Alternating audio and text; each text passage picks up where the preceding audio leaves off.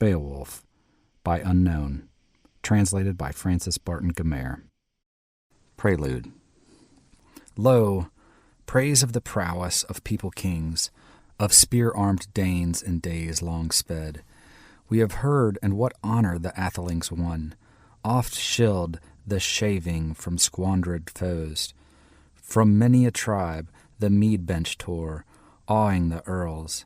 Since erst he lay friendless and foundling, fate repaid him, for he waxed under welkin, and wealth he throve. Till before him the folk, both far and near, who house by the wheel-path heard his mandate, gave him gifts, a good king he. To him an heir was afterward born, a son in the halls whom heaven sent, to favor the folk, feeling their woe, that erst they had lacked an earl for leader so long a while. The Lord endowed him, the wielder of wonder, with worlds renowned. Famed was this Beowulf, far flew the boast of him, son of Scyld and the Scandian lands. So becomes it a youth to quit him well with his father's friends by fee and gift, that to aid him, aged and after days, come warriors willing, should war draw nigh, liegemen loyal by lauded deeds, shall an earl have honor in every clan. Forth he fared at the fated moment, sturdy Scyld to the shelter of God. Then they bore him over to ocean's billow, loving clansmen, as late he charged them, while wielded words the winsome Scyld. The leader beloved who long had ruled, in the rockstead rocked a ring-dight vessel, ice-flecked, outbound Atheling's barge. There laid they down their darling lord, on the breast of the boat, the breaker of rings, by the mast the mighty one. Many a treasure fetched from far was freighted with him. No ship have I known so nobly dight, with weapons of war and weeds of battle, with breastplate and blade. On his bosom lay a heaped hoard that hence should go far o'er the flood, with him floating away. No less these loaded the lordly gifts, thane's huge treasure, than those had done, who in former time forth had sent him, sole on the seas, a suckling child. High o'er his head they hoisted the standard, a gold-wove banner. Let billows take him, gave him to ocean. Grave were their spirits, mournful their mood, no man is able to say in sooth, no son of the halls, no hero 'neath heaven, who harbored that freight. 1. Now Beowulf bode in the burge of the Scyldings, leader beloved, and long he ruled in fame with all folk, since his father had gone away from the world till awoke an heir, haughty Halef Dana, who held through life, sage and sturdy, the Scyldings glad. Then one after one there woke to him the chieftain of clansmen, children four, Hrothgar, then Hrothgar, then Helga brave, and I heard that Blank was Blank's queen. The Heatho-Scilfing's helpmate dear, to Hrothgar was given such glory of war, such honor of combat, that all his kin obeyed him gladly, till great grew his band of youthful comrades. It came in his mind to bid his henchmen a hall uprear, a master mead-house, mightier far than ever was seen by the sons of earth. And within it, then, to old and young, he would all allot that the Lord had sent him, save only the land and the lives of his men. Wide, I heard, was the work commanded, for many a tribe this mid-earth round to fashion the folkstead. It fell as he ordered, in rapid achievement, that ready it stood there of halls the noblest. Hay-o-Rot he named it, whose message had might in many a land. Not reckless of promise, the rings he dealt treasure at banquet. There towered the hall, high, gabled wide, the hot surge waiting of furious flame. Not far was the day when father and son-in-law stood in feud for warfare and hatred that woke again. With envy and anger, an evil spirit endured the dull in his dark abode, that he heard each day the din of revel high in the hall. There harps rang out, clear song of the singer.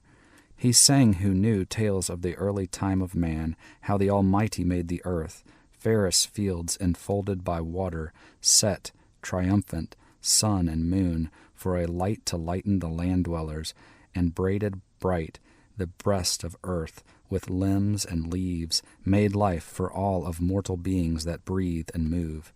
So lived the clansmen in cheer and revel, a winsome life, till one began to fashion evils, that field of hell. Grendel, this monster grim was called, march-raver mighty, in moorland living, in fen and fastness, fief of the giants, the hapless wit a while had kept since the creature his exile doomed. On kin of Cain was the killing avenged by sovereign God for slaughtered Abel. Ill fared his feud, and far was he driven, for the slaughter's sake, from sight of men. Of Cain awoke all that woeful breed, Etons and elves and evil spirits, as well as the giants that warred with God weary while, but their wage was paid them. 2. Went he forth to find, at fall of night, that haughty house, and heed wherever the ring-danes out-revelled, to rest had gone, found within it the atheling band, asleep after feasting and fearless of sorrow, of human hardship. Unhallowed wit, grim and greedy, he grasped betimes, wrathful, reckless, from resting places. 30 of the thanes, and thence he rushed, fain of his fell spoil, faring homeward, laden with slaughter, his lair to seek. Then at the dawning, as day was breaking, the might of Grendel to men was known. Then after wassail, was wail uplifted, loud moan in the morn. The mighty chief, atheling excellent, unblithe sat, labored in woe for the loss of his thanes. When once he had traced the trail of the fiend, spirit accursed, too cruel that sorrow, too long, too loathsome, not late the respite. With night returning, anew began ruthless murder. He recked no whit, firm in his guilt. Of the feud and crime, they were easy to find who elsewhere sought, in room remote, their rest at night. Bed in the bowers, when that bale was shown, was seen in sooth, with surest token, the hall thanes' hate. Such held themselves far and fast, who the fiend outran.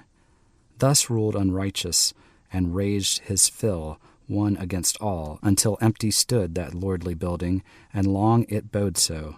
12 years tide the trouble he bore, sovereign of Scyldings, sorrows and plenty, boundless cares. There came unhidden tidings true to the tribes of men in sorrowful songs, how ceaselessly Grendel harassed Hrothgar, what hate he bore him, what murder and massacre many a year, feud unfading. Blank refused consent to deal with any of Daneland's earls, make pact of peace or compound of gold. Still less did the wise men ween to get great fee for the feud from his fiendish hands. But the evil one ambushed old and young, death's shadow dark, and dogged them still, lured or lurked in the livelong night. Of misty moorlands men may say not where the haunts of these hell runes be.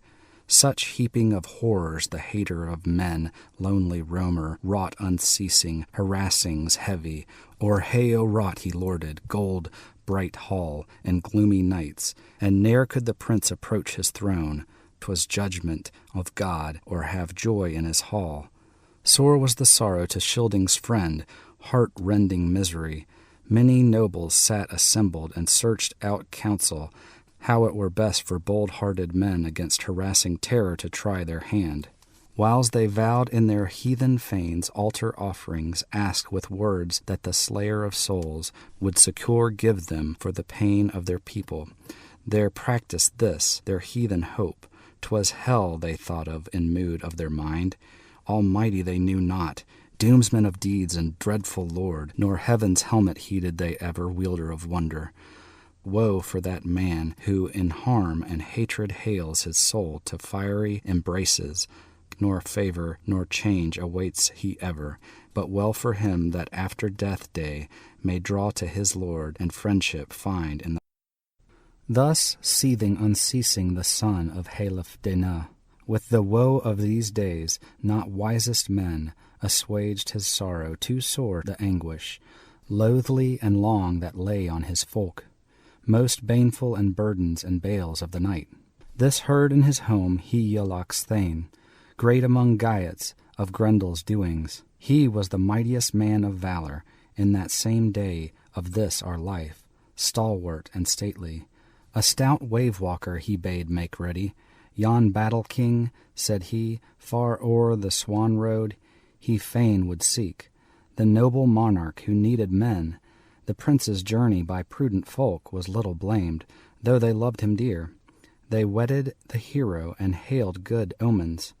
And now the bold one from bands of Geats, comrades chose the keenest of warriors, ere he could find, with 14 men, the sea wood he sought, and sailor proved, led them on the land's confines.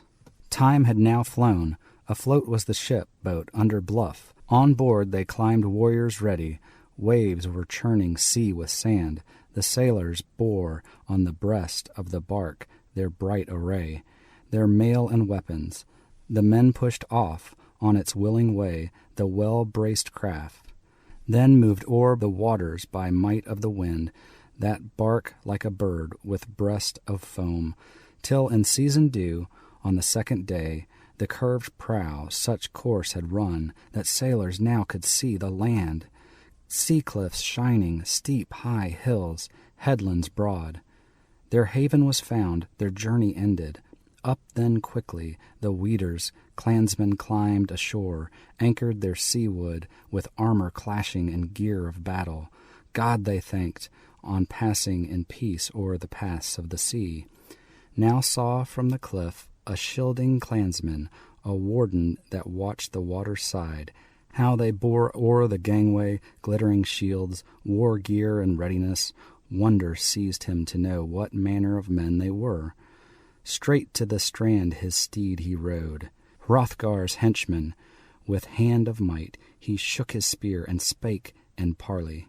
Who are ye then, ye armed men, mailed folk that yon mighty vessel have urged thus over the ocean ways, here o'er the waters? A warden I, sentinel set over the sea march here, lest any foe to the folk of Danes with harrying fleet should harm the land. No aliens ever at ease thus bore them, linden wielders, yet word of leave clearly ye lack from clansmen here, my folk's agreement. A greater ne'er saw I of warriors in world than is one of you, yon hero in harness. No henchman he worthied my weapons, if witness his features, his peerless presence. I pray you, though, tell your folk and home, lest hence ye fare suspect to wander your way as spies in Danish land. Now, dwellers afar, ocean travelers, take from me simple advice. The sooner the better. I hear of the country whence ye came. 4. To him the stateliest spake in answer, the warrior's leader, his word hoard unlocked. We are by kin of the clan of Geats, and he Yalok's own hearth fellows we. To folk afar my father known, noble atheling, Edge-Theo named. Full of winters, he fared away, aged from earth. He is honored still through width of the world by wise men all. To thy lord and liege in loyal mood we hasten hither. To Halfdane's son, people protector, be pleased to advise us. To that almighty one come we on mickle errand. To the lord of the Danes, nor deem I right that aught be hidden. We hear thou knowest, if sooth is the saying of men, that amid the Scyldings a scathing monster, dark ill-doer, in dusky nights, shows terrific his rage unmatched, hatred and murder. To Hrothgar in greatness of soul would succor bring. To the wise and brave may worst his foes, if ever the end of ills is fated, of cruelest contest, if cure shall follow, and the boiling care waves cooler grow, else ever afterward anguish days. He shall suffer in sorrow while stands in place high on its hill, that house unpeered. Astride his steed, the strandward answered, clansman unquailed. The keen-souled thane must be skilled to sever and sunder duly words and works, if he well intends. I gather this band is graciously bent to the Scyldings' master. March then, bearing weapons and weeds that way I show you. I will bid my men your boat meanwhile, to guard for fear lest foemen come. Your new tarred ship by shore of ocean, faithfully watching till once again it waft o'er the waters those well-loved thanes. Winding-necked wood to Wedder's bounds, heroes such as the hest of fate shall succor and save from the shock of war. They bent them to march. The boat lay still, fettered by cable and fast at anchor. Broad-bosomed ship, then shone the boars over the cheek-guard, chased with gold. Keen and gleaming guard it kept o'er the man of water, as marched along heroes in haste, till the hall they saw, broad of gable and bright with gold. That was the fairest, mid-folk of earth, of houses neath heaven, where Hrothgar lived, and the gleam of it lightened o'er lands afar. The sturdy shieldsman showed that bright burge of the boldest, bade them go straightway thither. His steed then turned, hardy hero, and hailed them thus: "'Tis time that I fare from you. Father Almighty, in grace and mercy guard you well, save in your seekings. Seaward I go, 'gainst hostile warriors hold my watch." 5. Stone bright the street, it showed the way to the crowd of clansmen. Corselets glistened, hand-forged, hard on their harness bright. The steel rings sang as they strode along in mail of battle and marched to the hall. There, wary of ocean, the wall along they set their bucklers, their broad shields down and bowed them to bench.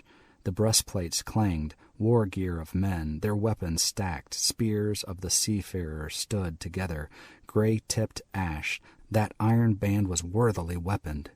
A warrior proud asked of the heroes their home and kin, "Whence now bear ye burnished shields, harness gray and helmets grim, spears in multitude? Messenger I, Hrothgar's herald, heroes so many, ne'er met I as strangers of mood so strong. 'Tis plain that prowess not plunged into exile for high-hearted valor. Hrothgar ye see." Him the sturdy in war bespake with words. Proud Earl of the Wedders answer made, hardy neath helmet: "He alocks, we fellows at board, I am Beowulf named. I am seeking to say to the son of Halfdene the mission of mine to thy master lord, the doughty prince, if he deign it all grace that we greet him, the good one, now." Wulfgar spake, the Wendels' chieftain, whose might of mind to many was known, his courage and counsel. "The king of Danes, the Scyldings' friend, I fain will tell, the breaker of rings, as the boon thou askest, the famed prince of thy faring hither, and swiftly after such answer bring as the doughty monarch may deign to give." Hide then in haste to where Hrothgar sat, white-haired and old, his earls about him, till the stout thane stood at the shoulder there of the Danish king. Good courtier he. Wulfgar spake to his winsome lord: "Hither have fared to thee far-come men, o'er the plains of ocean, people of Geatland, and the stateliest there by his sturdy band is Beowulf named. This boon they seek, that they, my master, may with thee have speech at will, nor spurn their prayer to give them hearing, gracious Hrothgar. In weeds of the warrior worthy, they, methinks, of our liking, their leader most surely, a hero that hither his henchman has led." Hrothgar answered, "Helmet of Scyldings, I knew him of yore in his youthful days. His aged father was Ecgtheow named, to whom at home gave Hrethel the Geat his only daughter. Their offspring bold fares hither to seek the steadfast friend. And seamen, too, have said me this, who carried my gifts to the Geatish court, thither for thanks. He has 30 men heft of grasp in the gripe of his hand, the bold in battle. Blessed God, out of his mercy this man hath sent to Danes of the West, as I ween indeed, against horror of Grendel. I hope to give the good youth gold for his gallant thought. Be thou in haste, and bid them hither, clan of kinsmen, to come before me, and add this word: they are welcome guests to folk of the Danes." To the door of the hall Wulfgar went, and to the word declared: "To you this message my master sends, East Danes' king, that your kin he knows, hardy heroes, he hails you all. Welcome hither o'er waves of the sea. Ye may wend your way in war attire, and under helmets Hrothgar greet. But let here the battle-shields bide your parley, and wooden war-shafts wait its end. Uprose the mighty one, ringed with his men, brave band of thanes, some bowed without battle gear guarding, as bade the chief. Then hied that troop, where the herald led them, under Heorot's roof. The hero strode, hardy neath them, till the hearth he neared. Beowulf spake, his breastplate gleamed, war net woven by wit of the smith. Thou Hrothgar, hail! Hygelac's I, kinsman and follower, fame aplenty have I gained in youth. These Grendel deeds I heard in my homeland heralded clear. Seafarers say, how stands this hall of building best for your band of thanes empty and idle, when evening sun in the harbor of heaven is hidden away? So my vassals advise me well, brave and wise, the best of men. O sovereign Hrothgar, I seek thee here, for my nerve and my might they knew full well. Themselves had seen me from slaughter come, blood-flecked from foes, where 5 I bound, and that wild brood worsted. Aye, the waves I slew, nickers by night in need of peril, avenging the wedders, whose woe they sought, crushing the grim ones. Grendel now, monster cruel, be mine to quell in single battle. So from thee, thou sovereign of the shining Danes, Scyldings' bulwark, a boon I seek, and friend of the folk, refuse it not, O warrior's shield. Now I've wandered far, that I alone with my liegemen here this hardy band may Heorot purge. More I hear that the monster dire, in his wanton mood of weapons, recks not. Hence shall I scorn, so Hygelac stay, king of my kindred, kind to be. Brand or buckler to bear in the fight, gold-colored targe, but with gripe alone must I front the fiend and fight for life, foe against foe. Then faith be his in the doom of the Lord whom death shall take. Fain I ween, if the fight he win in this hall of gold, my Geatish band, will he fearless eat, as oft before, my noblest thanes? Nor needest thou then to hide my head, for his shall I be, dyed in gore, if death must take me, and my blood-covered body he'll bear as prey, ruthless devour it, the roamer lonely, with my lifeblood redden his lair in the fen. No further for me needst food prepare. To Hygelac send, if Hild shouldst take me, best of war weeds, warding my breast, armor excellent, heirloom of Hrethel, and work of Wayland, fares word as she must. 7. Hrothgar spake, the Scyldings' helmet, for fight defensive, friend my Beowulf, to succour and save, thou hast sought us here. Thy father's combat, a feud enkindled, when Hethelolf with hand he slew, among the Wylfings, his Wender kin, for horror of fighting feared to hold him. Fleeing, he sought our South Dane folk, over surge of ocean, the honor Scyldings. When first I was ruling the folk of Danes, wielded, youthful, this widespread realm, this hoard hold of heroes, Herogar was dead, my elder brother had breathed his last. Halfdane's bairn, he was better than I. Straightway the feud with fee I settled, to the Wylfings sent, o'er watery ridges, treasures olden, oaths he swore me. Sore is my soul to say to any, of the race of man that ruth for me, in Heorot, Grendel with hate hath wrought. What sudden herrings, hall folk fail me, my warriors wane, for word hath swept them into Grendel's grasp. But God is able this deadly foe from his deeds to turn. Boasted full oft, as my beer they drank, earls o'er the ale-cup, armed men, that they would bide in the beer-hall here, Grendel's attack, with terror of blades. Then was this mead-house at morning tide dyed with gore, when the daylight broke. All the boards of the benches blood besprinkled, gory the hall. I had heroes the less, doughty dear ones that death had reft. But sit to the banquet, unbind thy words, hardy hero, as heart shall prompt thee. Gathered together, the Geatish men in the banquet hall on bench assigned, sturdy-spirited, sat them down, hardy-hearted. A henchman attended, carried the carven cup in hand, served the clear mead. Oft minstrels sang blithe in Heorot. Heroes revelled, no dearth of warriors, Wender and Dane. 8. Unferth spake the son of Ecglaf, who sat at the feet of the Scyldings' lord, unbound the battle runes, Beowulf's quest. Sturdy seafarers sorely galled him. Ever he envied that other men should more achieve in Middle-earth of fame under heaven than he himself.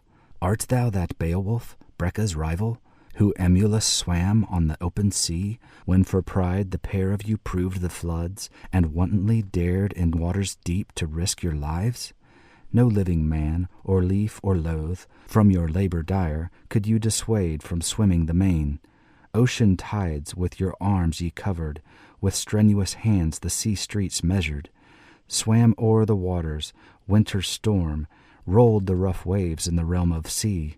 A sennight strove ye, and swimming waters topped thee, had more of main, him at morning tide.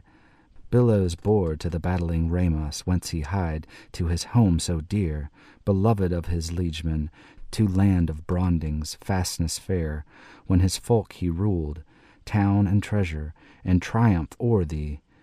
Beonstans bare, his boast achieved. So ween I thee a worse adventure, though in buffet of battle thou brave hast been, and struggle grim. If Grendel's approach thou darest wait through the watch of night. Beowulf spake, bairn of Ecgtheow, what a deal hast uttered, dear my Unferth, drunken with beard, of Breca now, told him of his triumph. Truth, I claim it, that I had more of might in the sea than any man else, more ocean endurance. We twain had talked in time of youth and made our boast.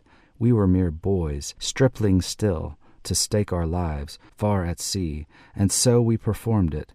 Naked swords, as we swam along, we held in hand, with hope to guard us against the whales. Not a whit from me could he float afar o'er the flood of waves, haste o'er the billows, nor him I abandoned. Together we twain on the tides abode, 5 nights full till the flood divided us, churning waves and chillest weather, darkling night and the northern wind, ruthless rushed on us. Rough was the surge. Now the wrath of the sea-fish rose apace, yet me against the monsters my mailed coat, hard and hand-linked, help afforded. Battle-sark braided my breast to ward, garnished with gold. There grasped me firm and haled me to bottom, the hated foe, with grimmest gripe. 'Twas granted me, though to pierce the monster with point of sword, with blade of battle, huge beast of the sea was whelmed by the hurley through hand. Me thus often the evil monsters thronging threatened, with thrust of my sword, the darling I dealt them due return. No wise had they bliss from their booty then to devour their victim, vengeful creatures, seated to banquet at bottom of sea, but at break of day, by the brand sore hurt, on the edge of ocean up they lay, put to sleep by the sword, and since by them on the fathomless sea ways sailor folk are never molested. Light from east came, bright God's beacon. The billows sank, so that I saw the sea cliff's high, windy walls. For word oft saveth Earl undoomed if he doughty be. And so it came that I killed with my sword 9 of the nickers. Of night-fought battles, ne'er heard I a harder 'neath heaven's dome, nor adrift on the deep a more desolate man. Yet I came unharmed from that hostile clutch, though spent with swimming. The sea upbore me, flood of the tide of Finnish land, the welling waters. No wise of thee have I heard men tell such terror of falchions, bitter battle. Breca ne'er yet, not one of you pair, in the play of war such daring deed has done it all with bloody brand. I boast not of it.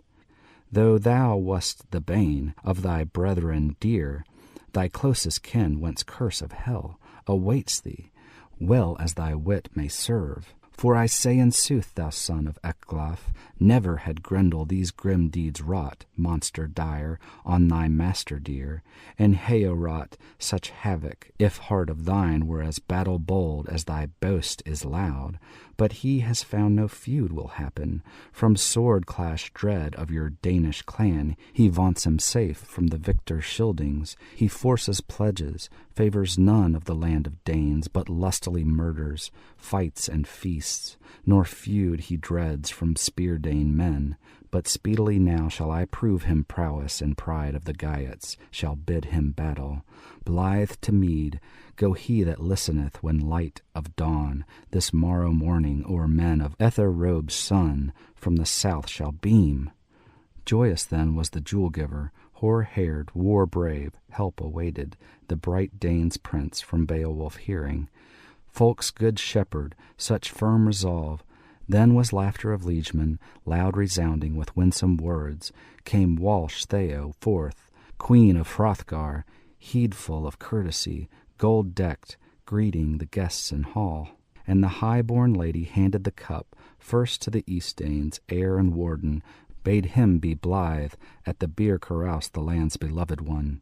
Lustily took he banquet and beaker, battle-famed king. Through the hall then went the helming's lady. Two younger and older everywhere carried the cup, till come the moment when the ring-graced queen, the royal-hearted, to Beowulf bore the beaker of mead. She greeted the Geats' lord, God she thanked in wisdom words, that her will was granted, that at last on a hero her hope could lean, for comfort in terrors. The cup he took, hardy in war, from Walsh Theo's hand, and answer uttered the eager for combat. Beowulf spake, bairn of Edge Theo, this was my thought when my thanes and I bent to the ocean and entered our boat, that I would work the will of your people fully, or fighting fall in death, in fiend's gripe fast. I am firm to do an earl's brave deed, or end the days of this life of mine in the mead hall here. Well, these words to the woman seemed Beowulf's battle boast. Bright with gold the stately dame by her spouse sat down. Again, as erst began in hall, warriors wassail and words of power, the proud bands revel, till presently the son of Halef de Neu hastened to seek rest for the night. He knew there waited fight for the fiend in that festal hall, when the sheen of the sun they saw no more, and dusk of night sank darkling nigh, and shadowy shapes came striding on, wan under welkin. The warriors rose, man to man he made harangue, Hrothgar to Beowulf, bade him hail, let him wield the wine-hall. A word he added, never to any man erst I trusted, since I could heave up hand and shield this noble Dane hall, till now to thee. Have now and hold this house unpeered, remember thy glory, thy might declare. Watch for the foe, no wish shall fail thee, if thou bidest the battle with bold-won life. 10. Then Hrothgar went with his hero train, defence of Scyldings, forth from hall. Fain would the warlord Walsh Theo seek, couch of his queen. The king of glory against this Grendel a guard had set. So heroes heard a hall defender, who warded the monarch and watched for the monster. In truth, the Geats' prince gladly trusted his mettle, his might, the mercy of God. Cast off then his corslet of iron helmet from head, to his henchman gave, choicest of weapons, the well-chased sword, bidding him guard the gear of battle. Spake then his vaunt, the valiant man, Beowulf Geat, ere the bed he sought, of force in fight no feebler I count me, in grim war deeds than Grendel deems him. Not with the sword, then, to sleep of death, his life will I give, though it lie in my power. No skill is his to strike against me, my shield to hew though he hardy be. Bold in battle, we both this night shall spurn the sword. If he seek me here, unweaponed for war, like wisest God, sacred Lord, on which side soever doom decree, as he deemeth right. Reclined then the chieftain, and cheek-pillows held the head of the earl, while all about him seamen hardy on hall beds sank. None of them thought that thence their steps to the folk and fastness that fostered them, to the land they loved, would lead them back. Full well they wist that on warriors many battle-death seized in the banquet hall of Danish clan, but comfort and help war-wheel weaving, to wetter folk the master gave, that by might of one over their enemy all prevailed by single strength. In sooth 'tis told that highest God o'er humankind hath wielded ever thro' one night striding, came the walker in shadow. Warriors slept, whose hest was to guard the gabled hall, all save one. 'Twas widely known that against God's will the ghostly ravager him could not hurl to haunts of darkness. Wakeful, ready with warrior's wrath, bold he bided the battle's issue. 11. Then the moorland, by misty crags, with God's wrath laden, Grendel came. The monster was minded of mankind now, sundry to seize in the stately house. Under welkin he walked, till the wine place there, gold hall of men, he gladly discerned, flashing with fretwork. Not first time this, that he the home of Hrothgar sought, yet ne'er in his life-day, late or early, such hardy heroes, such hall thanes found. To the house the warrior walked apace, parted from peace, the portal opened, though with forge bolts fast, when his fists had struck it, and baleful he burst in his blatant rage the house's mouth. All hastily then o'er fair-proved floor the fiend trod on. Ireful he strode, there streamed from his eyes fearful flashes like flame to see. He spied in hall the hero band, kin and clansmen clustered asleep, hardy liegemen. Then laughed his heart, for the monster was minded, ere morn should dawn, savage, to sever the soul of each, life from body, since lusty banquet waited his will. But word forbade him to seize any more of men of earth after that evening. Eagerly watched Hygelac's kinsman, his cursed foe, how he would fare in fell attack, now that the monster was minded to pause. Straightway he seized a sleeping warrior for the first, and tore him fiercely asunder. The bone frame bit, drank blood in streams, swallowed him piecemeal. Swiftly thus, the lifeless corse was clear devoured, eaten feet and hands. Then farther he hied, for the hardy hero with hand he grasped, felt for the foe with fiendish claw. For the hero reclining, who clutched it boldly, prompt to answer, propped on his arm. Soon they saw that shepherd of evils, that never he met in this middle world, in the ways of earth, another wit, with heavier handgripe, at heart he feared, sorrowed in soul, none the sooner escaped. Fain would he flee, his fastness seek, the den of devils. No doings now, such as oft he had done in days of old. Then bethought him the hardy Hygelac thane of his boast at evening. Up he bounded, grasped firm his foe, whose fingers cracked. The fiend made off, but the earl close followed. The monster meant, if he might at all, to fling himself free, and far away fly to the fens. Knew his fingers' power in the gripe of the grim one. Gruesome march to Heorot this monster of harm had made. Din filled the room, the Danes were bereft, castle dwellers and clansmen all, earls of their ale. Angry were both those savage hall guards, the house resounded. Wonder it was the wine-hall firm in the strain of their struggle stood. To earth the fair house fell not, too fast it was within and without by its iron bands craftily clamped. Though there crashed from sill many a mead bench, men have told me, gay with gold, where the grim foes wrestled, so well had weaned this wisest shielding that not ever at all might any man that bone-decked brave house break asunder, crush by craft, unless clasp of fire and smoke engulfed it. Again uprose, din redoubled. Danes of the north with fear and frenzy were filled, each one, who from the wall that wailing heard, God's foe sounding his grisly song, cry of the conquered, clamorous pain from captive of hell. Too closely held him he who of men and might was strongest in that same day. Not in any wise would that earl's defense suffer that slaughterous stranger to live, useless deemed as days and years to men on earth. Now many an earl of Beowulf brandished blade ancestral, fain the life of their lord to shield their praised prince, if power were theirs. Never they knew, as they neared the foe, hardy-hearted hero of war, aiming their swords on every side, the accursed to kill. No keenest blade, no fairest of falchions fashioned on earth, could harm or hurt that hideous fiend.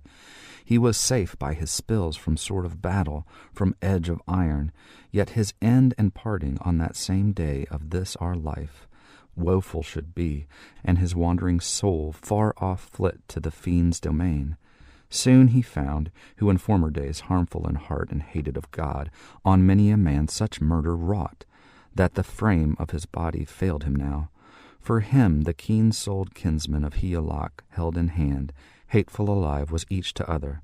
The outlaw dire took mortal hurt, a mighty wound showed on his shoulder, and sinews cracked, and the bone frame burst. To Beowulf now the glory was given, and Grendel thence, death-sick his den, in the dark moor sought, noisome abode. He knew too well that here was the last of life, an end of his days on earth. To all the Danes by that bloody battle the boon had come. From ravage had rescued the roving stranger Hrothgar's hall. The hardy and wise one had purged it anew. His night work pleased him, his deed and its honor. To eastern Danes had the valiant Gaiet his vaunts made good. All their sorrow and ills assuaged, their bale of battle borne so long, and all the dole that erst endured, pain aplenty. 'Twas proof of this, when the hardy in fight a hand laid down, arm and shoulder, all indeed of Grendel's gripe, 'neath the gabled roof. 13. Many at morning, as men have told me, warriors gathered the gift hall round, folk leaders faring from far and near, o'er wide-stretched ways, the wanderer to view trace of the traitor. Not troublous seemed the enemy's end to any man, who saw by the gait of the gracious foe how the wary-hearted away from thence, baffled and battled and banned, his steps death marched, dragged to the devil's mere. Bloody the billows were boiling there, turbid the tide of tumbling waves, horribly seething with sword blood hot. By that doomed one died, who in den of the moor laid forlorn his life adown. His heathen soul and hell received it. Home then rode the hoary clansmen from that merry journey, and many a youth on horse white, the hardy warriors, back from the mere. Then Beowulf's glory eager and echoed, and all averred that from sea to sea, or south or north, there was no other in earth's domain under vault of heaven more valiant found of warriors, none more worthy to rule. On their lord beloved they laid no sight. Gracious Hrothgar, a good king he, from time to time the tried in battle, their grey steeds set to gallop amain, and ran a race when the road seemed fair, from time to time a thane of the king, who had made many vaunts, and was mindful of verses, stored with sages and songs of old, bounded word to word in well-knit rhyme, welded his lay.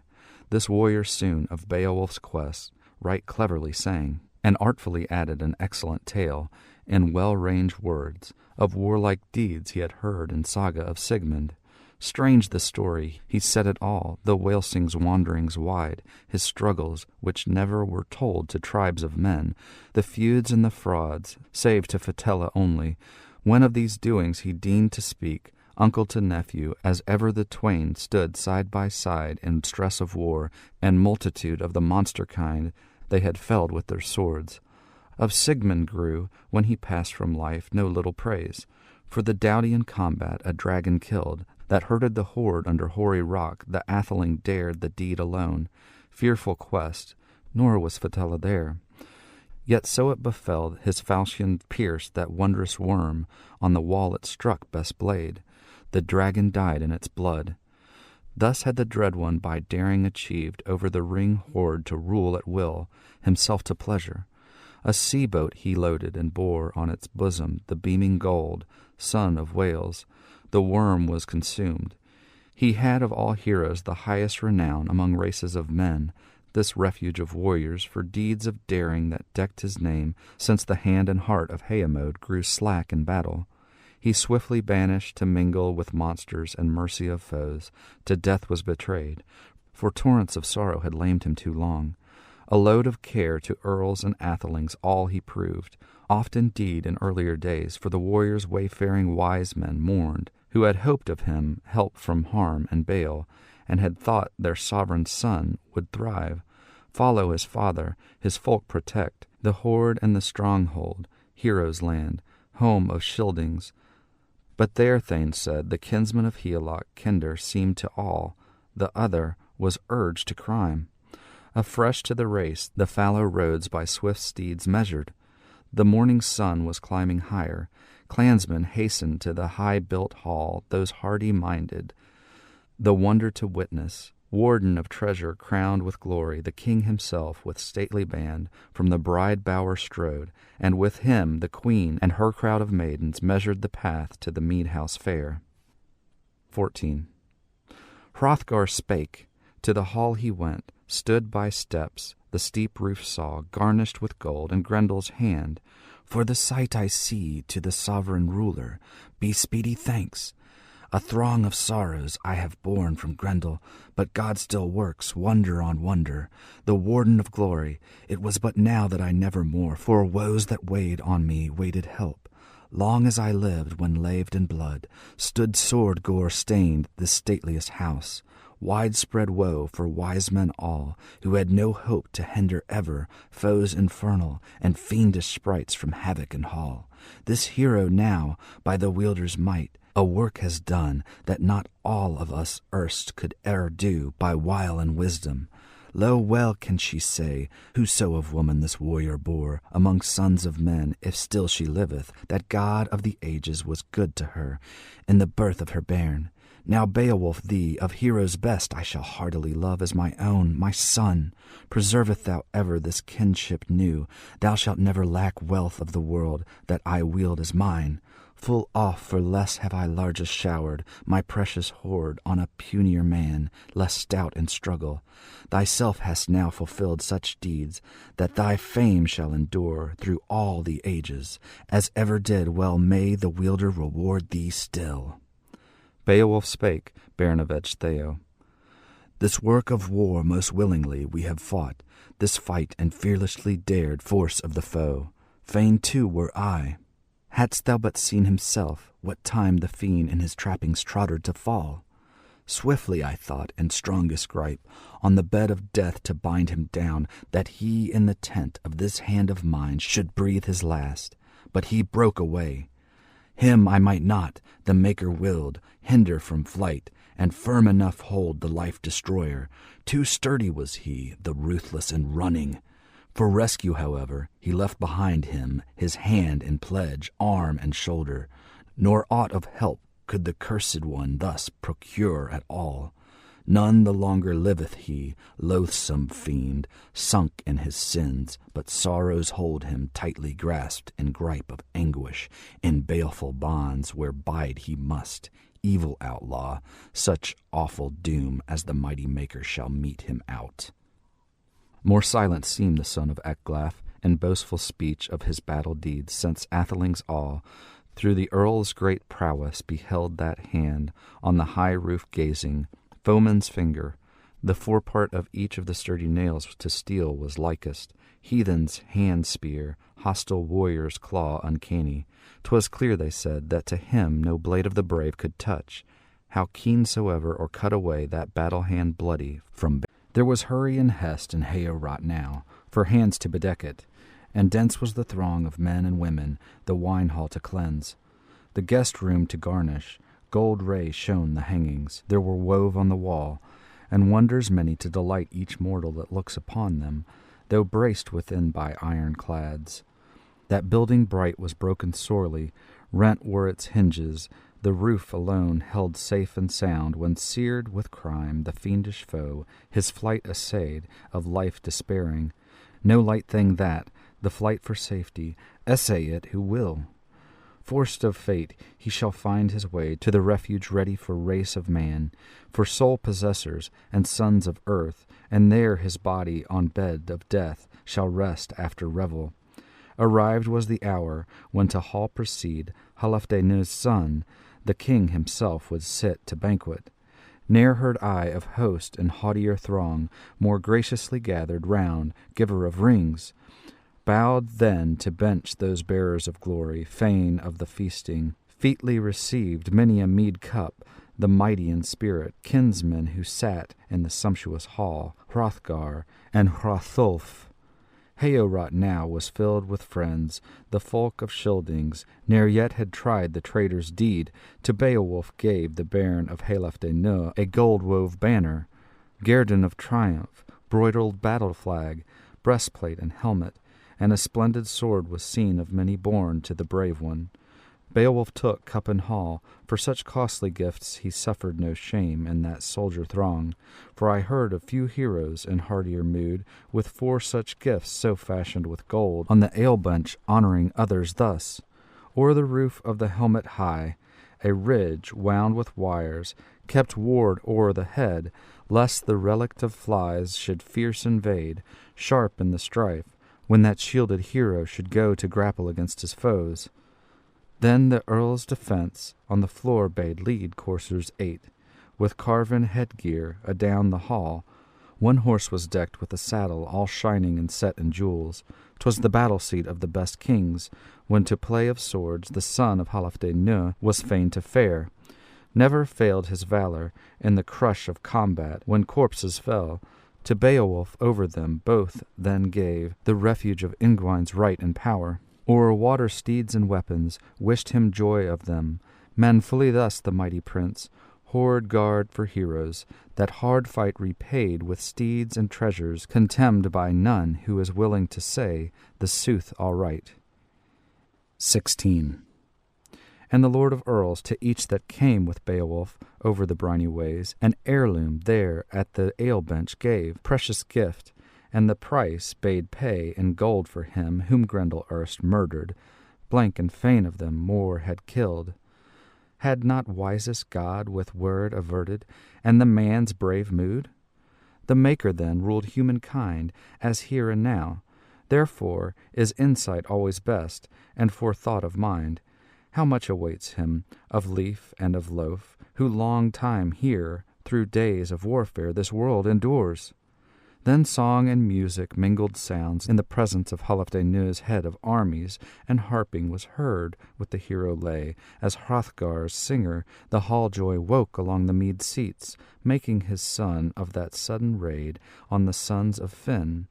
Halfdan's hero, Hnaf the Scylding, was fated to fall in the Frisian slaughter. Hildebert needed not hold in value her enemy's honour. Innocent both were the loved ones she lost at the linden play. Bairn and brother, they bowed to fate, stricken by spears. 'Twas a sorrowful woman.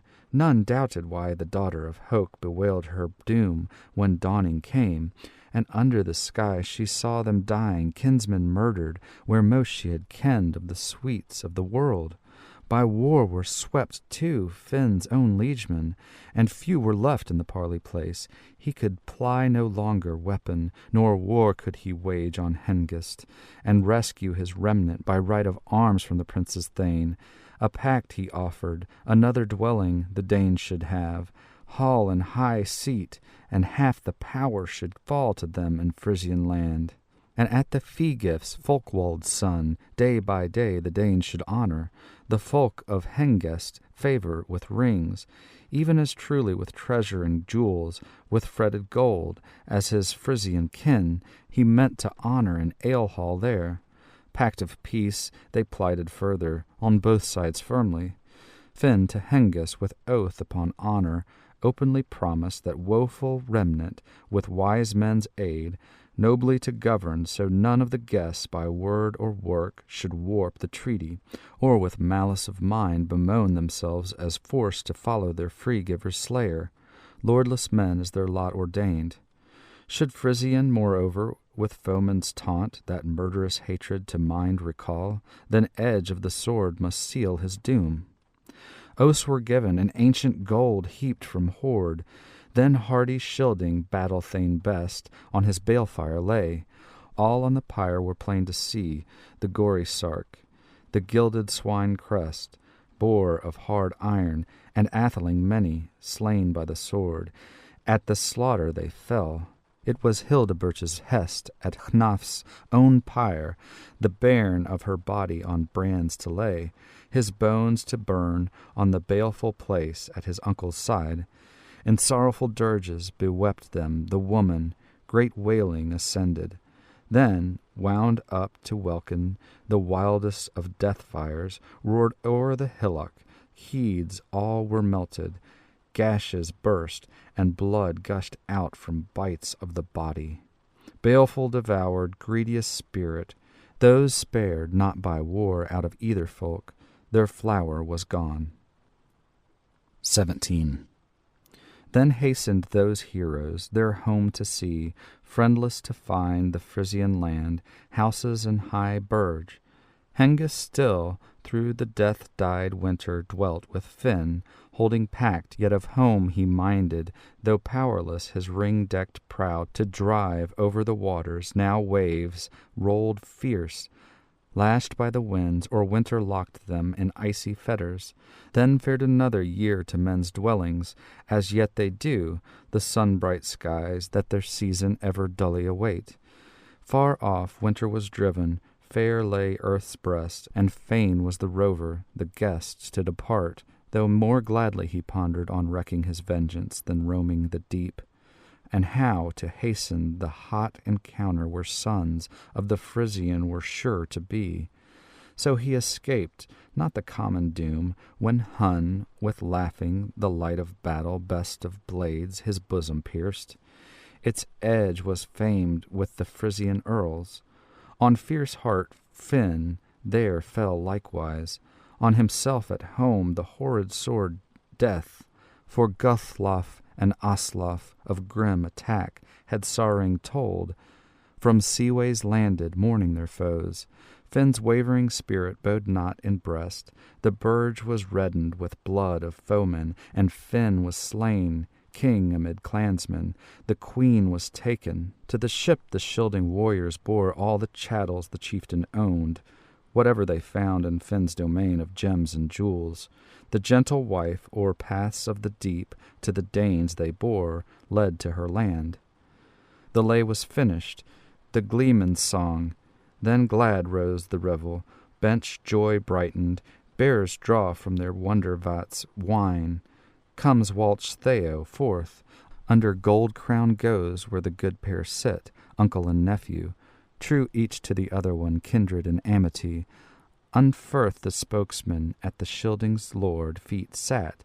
Men had faith in his spirit, his keenness of courage, though kinsmen had found him, unsure at the sword-play. The Scylding queen spoke, "Quaff of this cup, my king and lord, breaker of rings, and blithe be thou, gold friend of men. To the Geats here speak such words of mildness as man should use. Be glad with thy Geats, of these gifts be mindful, or near or far, which now thou hast. Men say to me, as son thou wishest yon hero to hold. Thy Heorot purged, jewel hall brightest, enjoy while thou canst with many a largess, and leave to thy kinfolk and realm when forth thou goest to greet thy doom. For gracious I deem my Hrothulf, willing to hold and rule nobly our youths.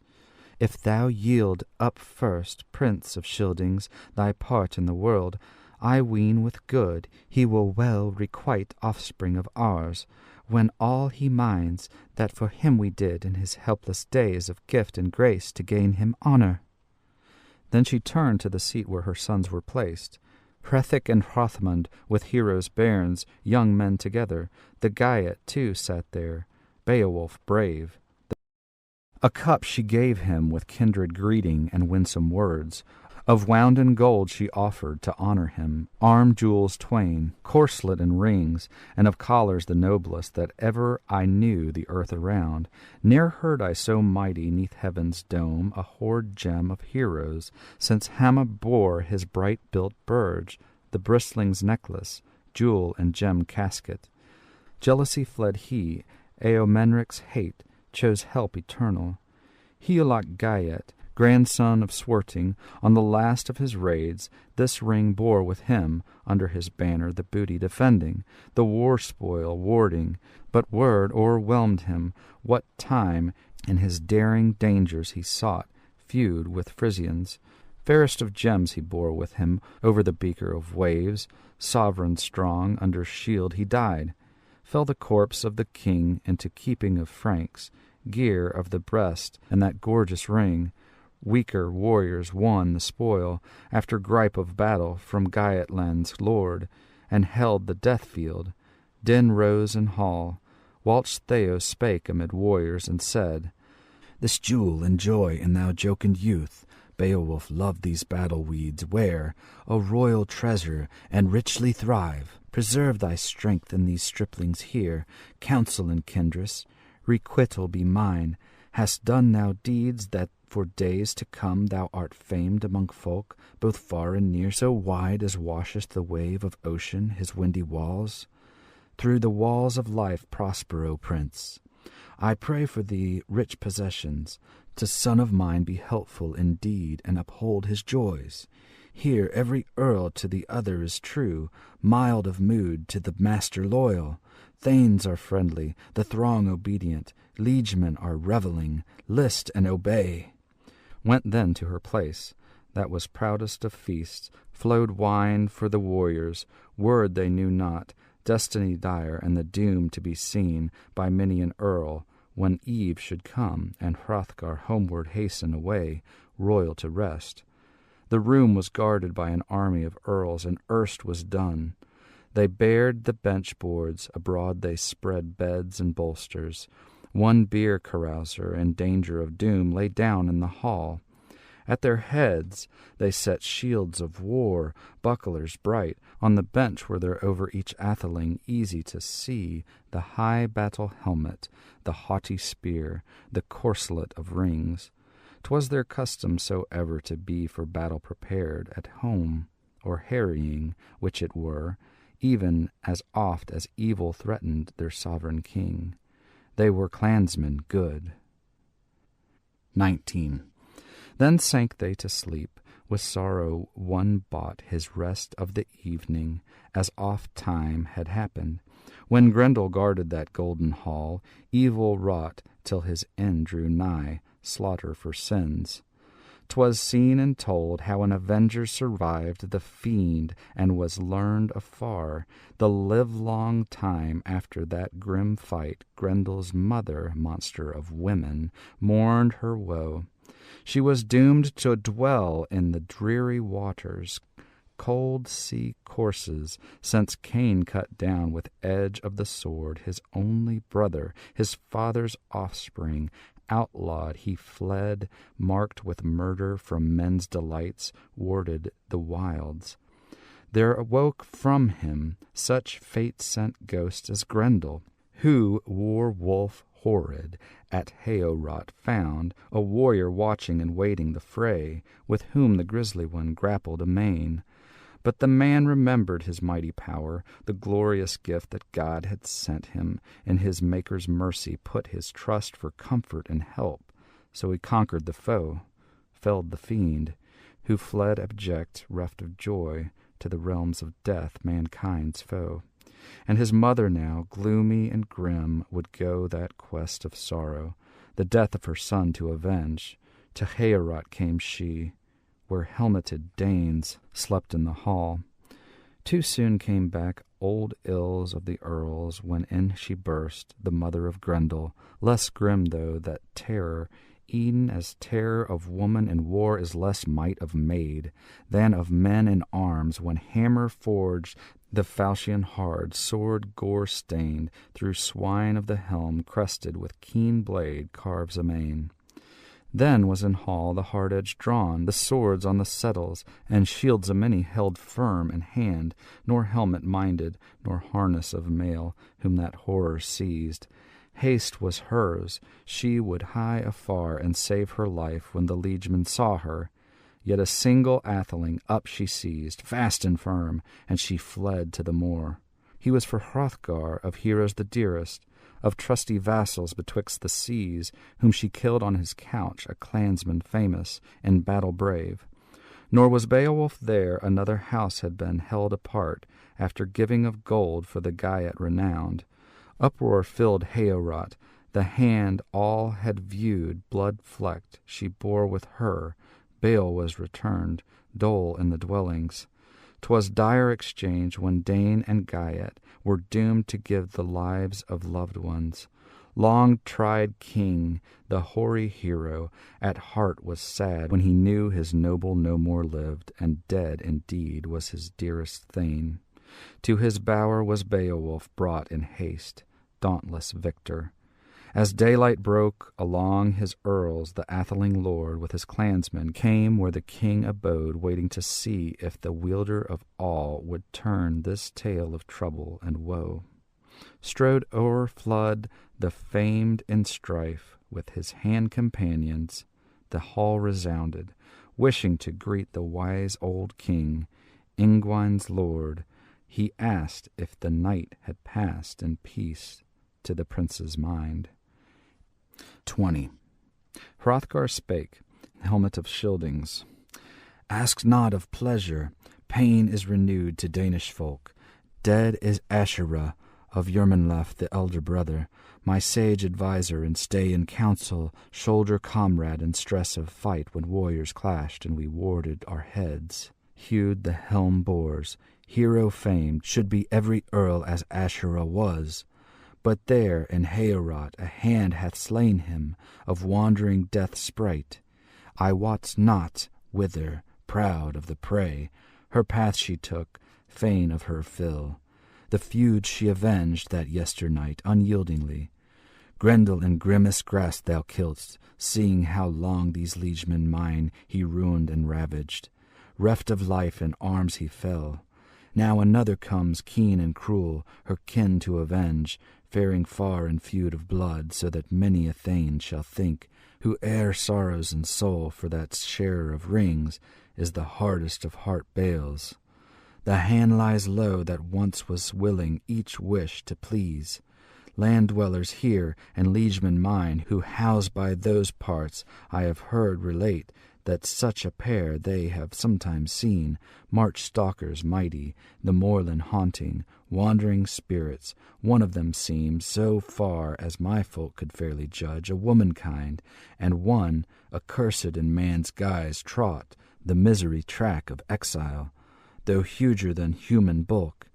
Grendel in days long gone they named him, folk of the land, his father they knew not, nor any brood that was born to him of treacherous spirits. Untrod is their home, by wolf cliffs haunt they, and windy headlands, fenways fearful, where flows the stream from mountains gliding to gloom of the rocks, underground flood. Not far is it hence in measure of miles that the mere expands, and o'er it the frost-bound forest, hanging sturdily rooted, shadows the wave. By night is a wonder weird to see, fire on the waters. So wise lived none of these sons of men to search those depths. Nay, though the heath rover harried by dogs, the horn-proud hart, this holt should seek, long distance driven, his dear life first on the brink he yields, ere he brave the plunge to hide his head. 'Tis no happy place.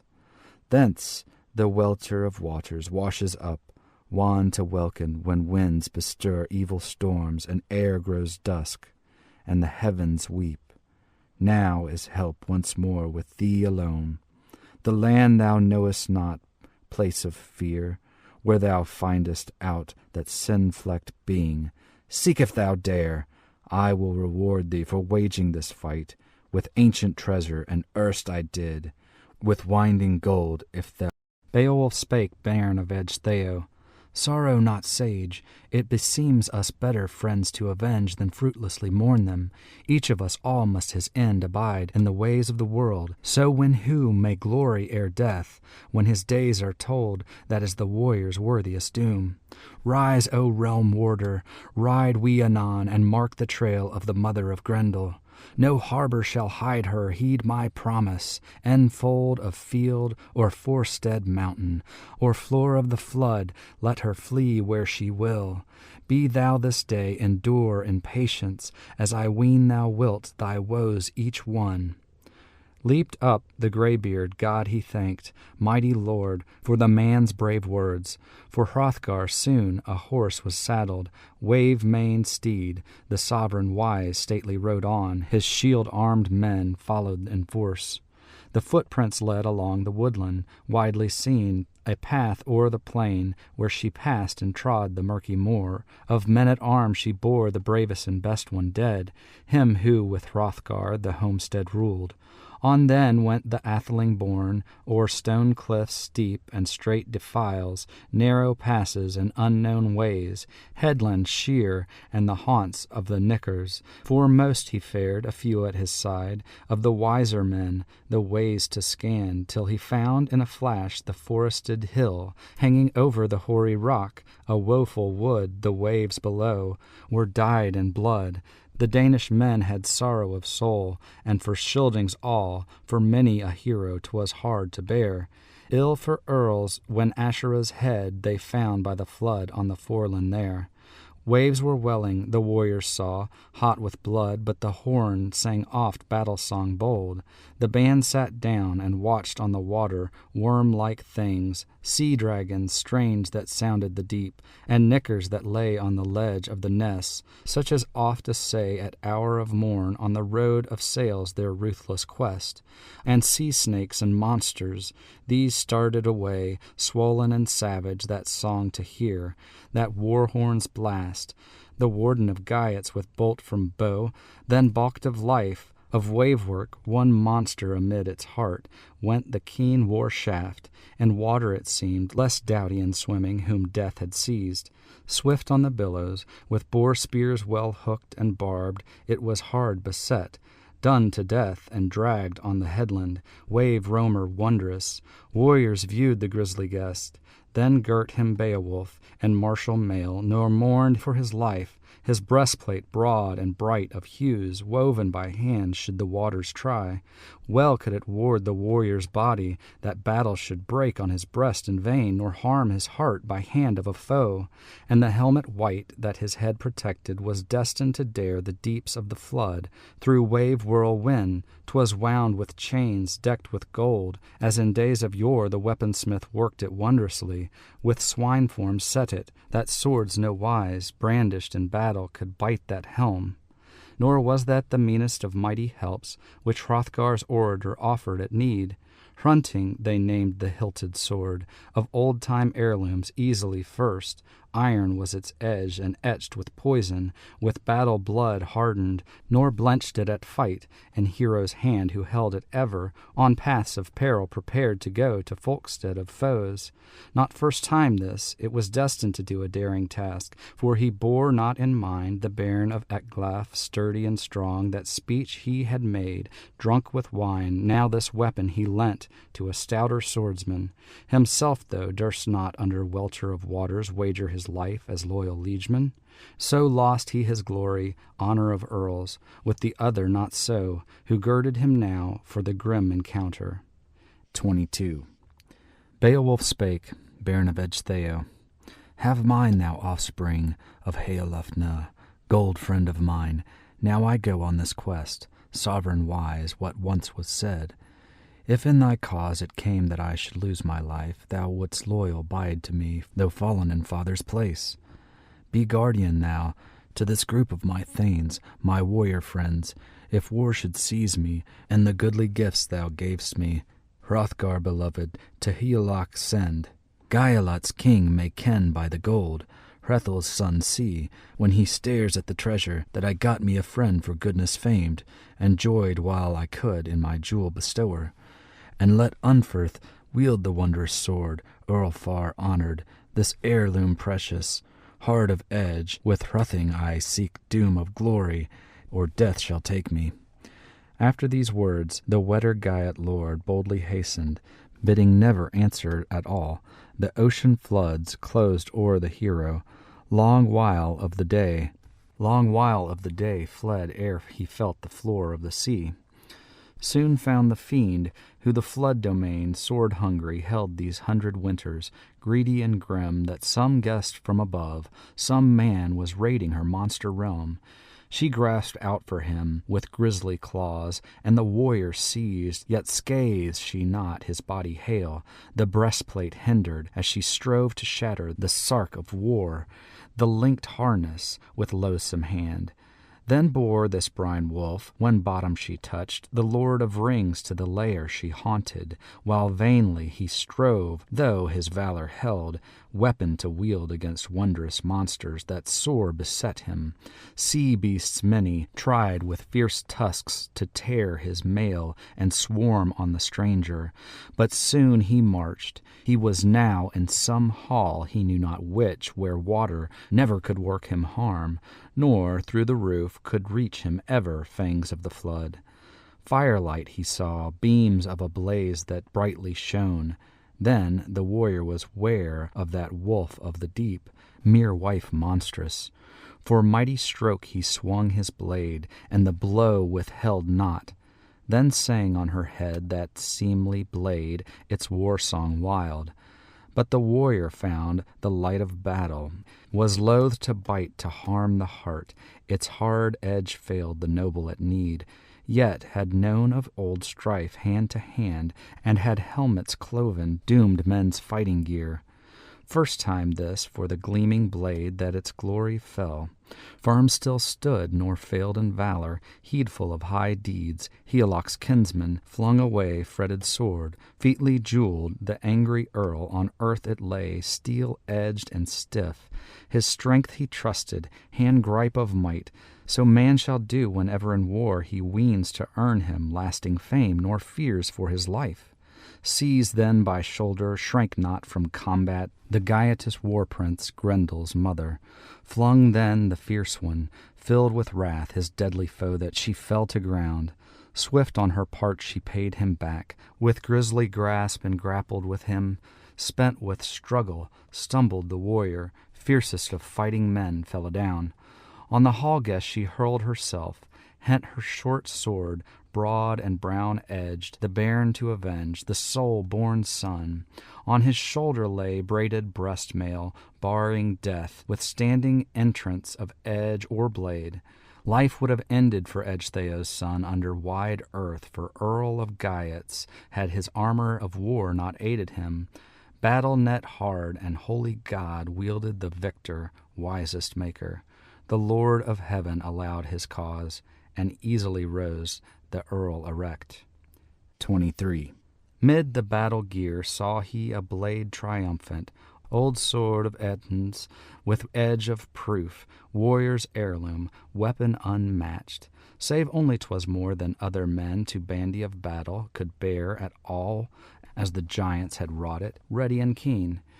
Seized then its chain hilt the Scyldings' chieftain, bold and battle grim, brandished the sword, reckless of life, and so wrathfully smote that it gripped her neck and grasped her hard, her bone rings breaking. The blade pierced through that fated one's flesh. To floor she sank, bloody the blade. He was blithe of his deed. Then blazed forth light. 'Twas bright within, as when from the sky there shines unclouded heaven's candle. The hall he scanned.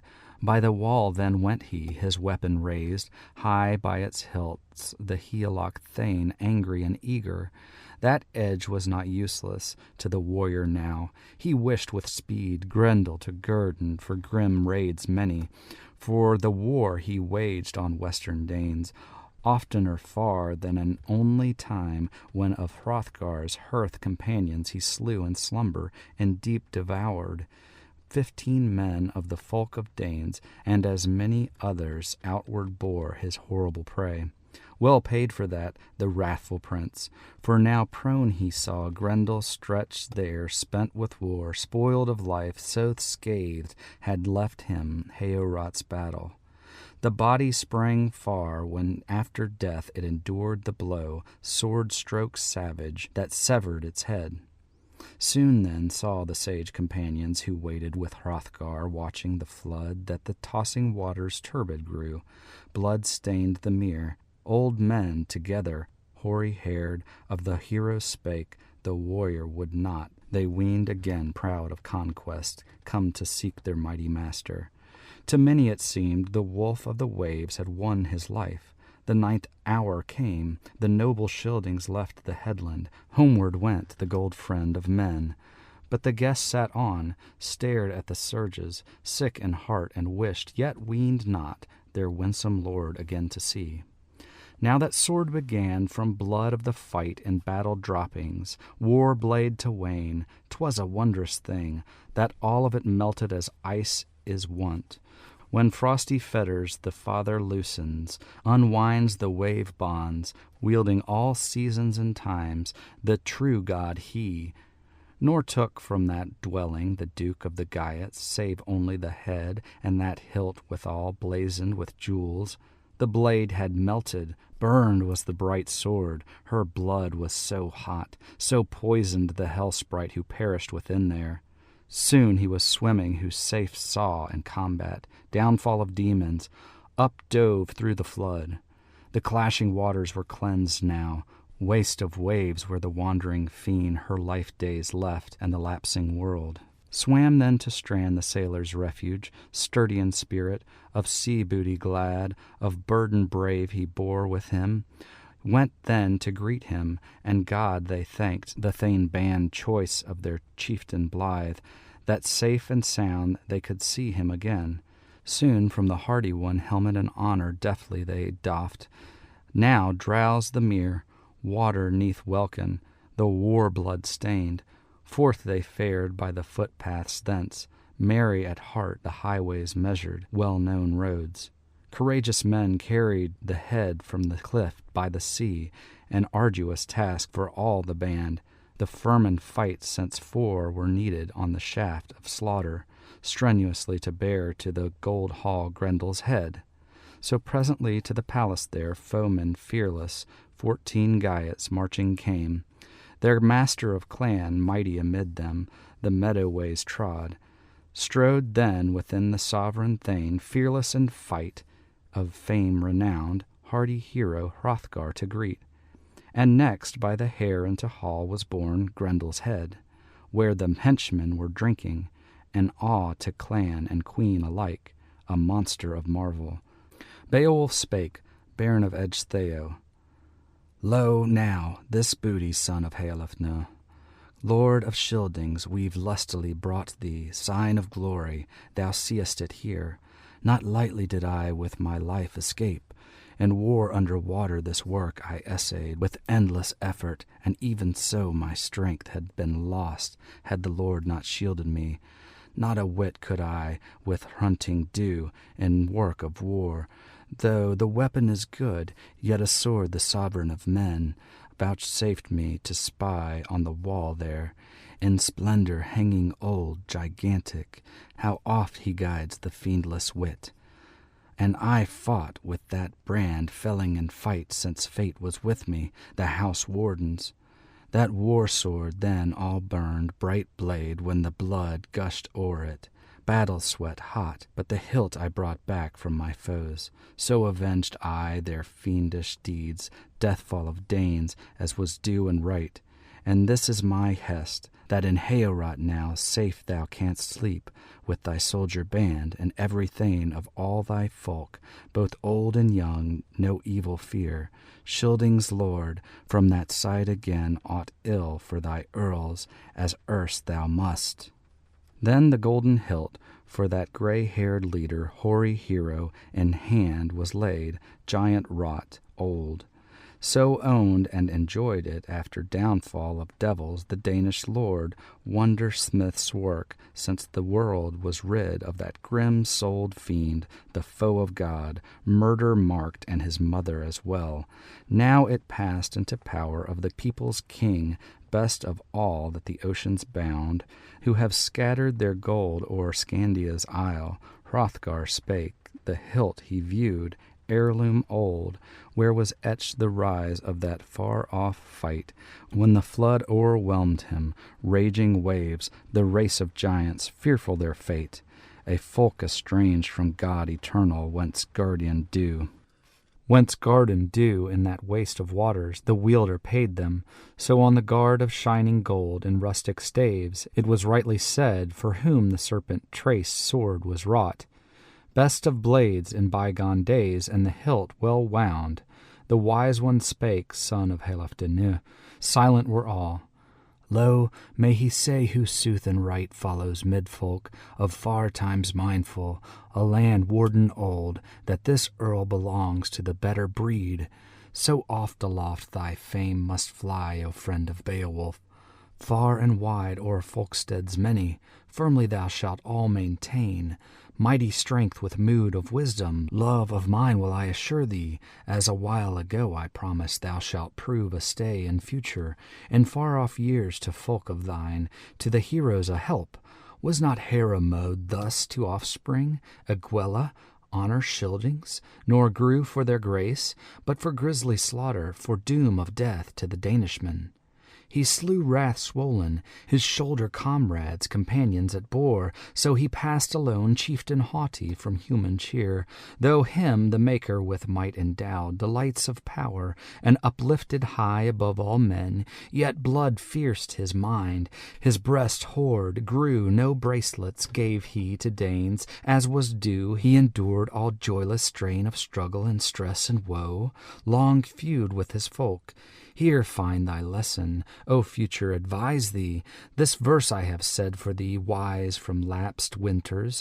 Wondrous seems how to sons of men Almighty God in the strength of his spirit sendeth wisdom, estate, high station. He swayeth all things, whiles he letteth right lustily fare the heart of the hero of high-born race. In seat ancestral assigns him bliss, his folk's sure fortress and flea to hold, puts in his power great parts of the earth, empire so ample that end of it this wanter of wisdom weeneth none.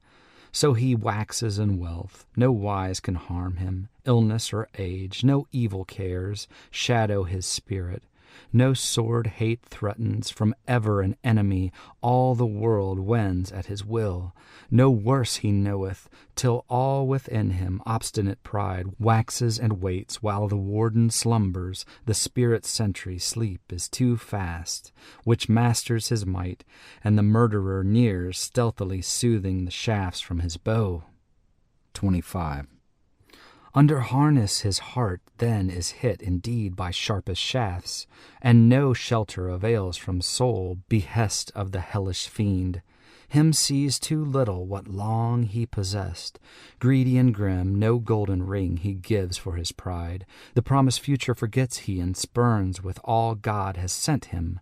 Wonder wielder of wealth and fame, yet in the end it ever comes that the frame of the body fragile yields, fated falls, and there follows another, who joyously the jewels divides, the royal riches nor wrecks of the forebear. Ban then such baleful thoughts, Beowulf, dearest, best of men and the better part choose, prophet eternal, and temper thy pride, warrior famous. The flower of thy might lasts now a while, but ere long it shall be that sickness or sword thy strength shall minish, or fang of fire, or flooding billow, or bite of blade, or brandished spear, or odious age, or the eye clear deem wax dull and darken. Death even thee in haste shall o'erwhelm, thou hero of war.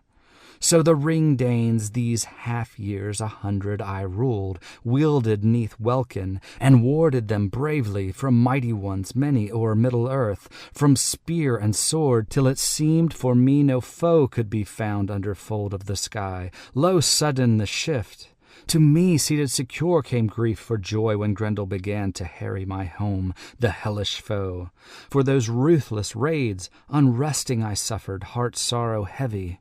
Heaven be thanked, Lord eternal, for life extended, that I on this head, all hewn and bloody, after long evil with eyes my gaze. Go to the bench now, be glad at banquet, warrior worthy. A wealthy of treasure at dawn of day be dealt between us. Glad was the Geat's lord, going betimes to seek his seat as the sage commanded. Afresh as before, for the famed in battle, for the band of the hall was a banquet dight nobly anew. The night helm darkened, dusk over the drinkers. The doughty ones rose, for the hoary head would hasten to rest. Aged Schilding, and eager the Geat, shield fighter sturdy, for sleeping yearned.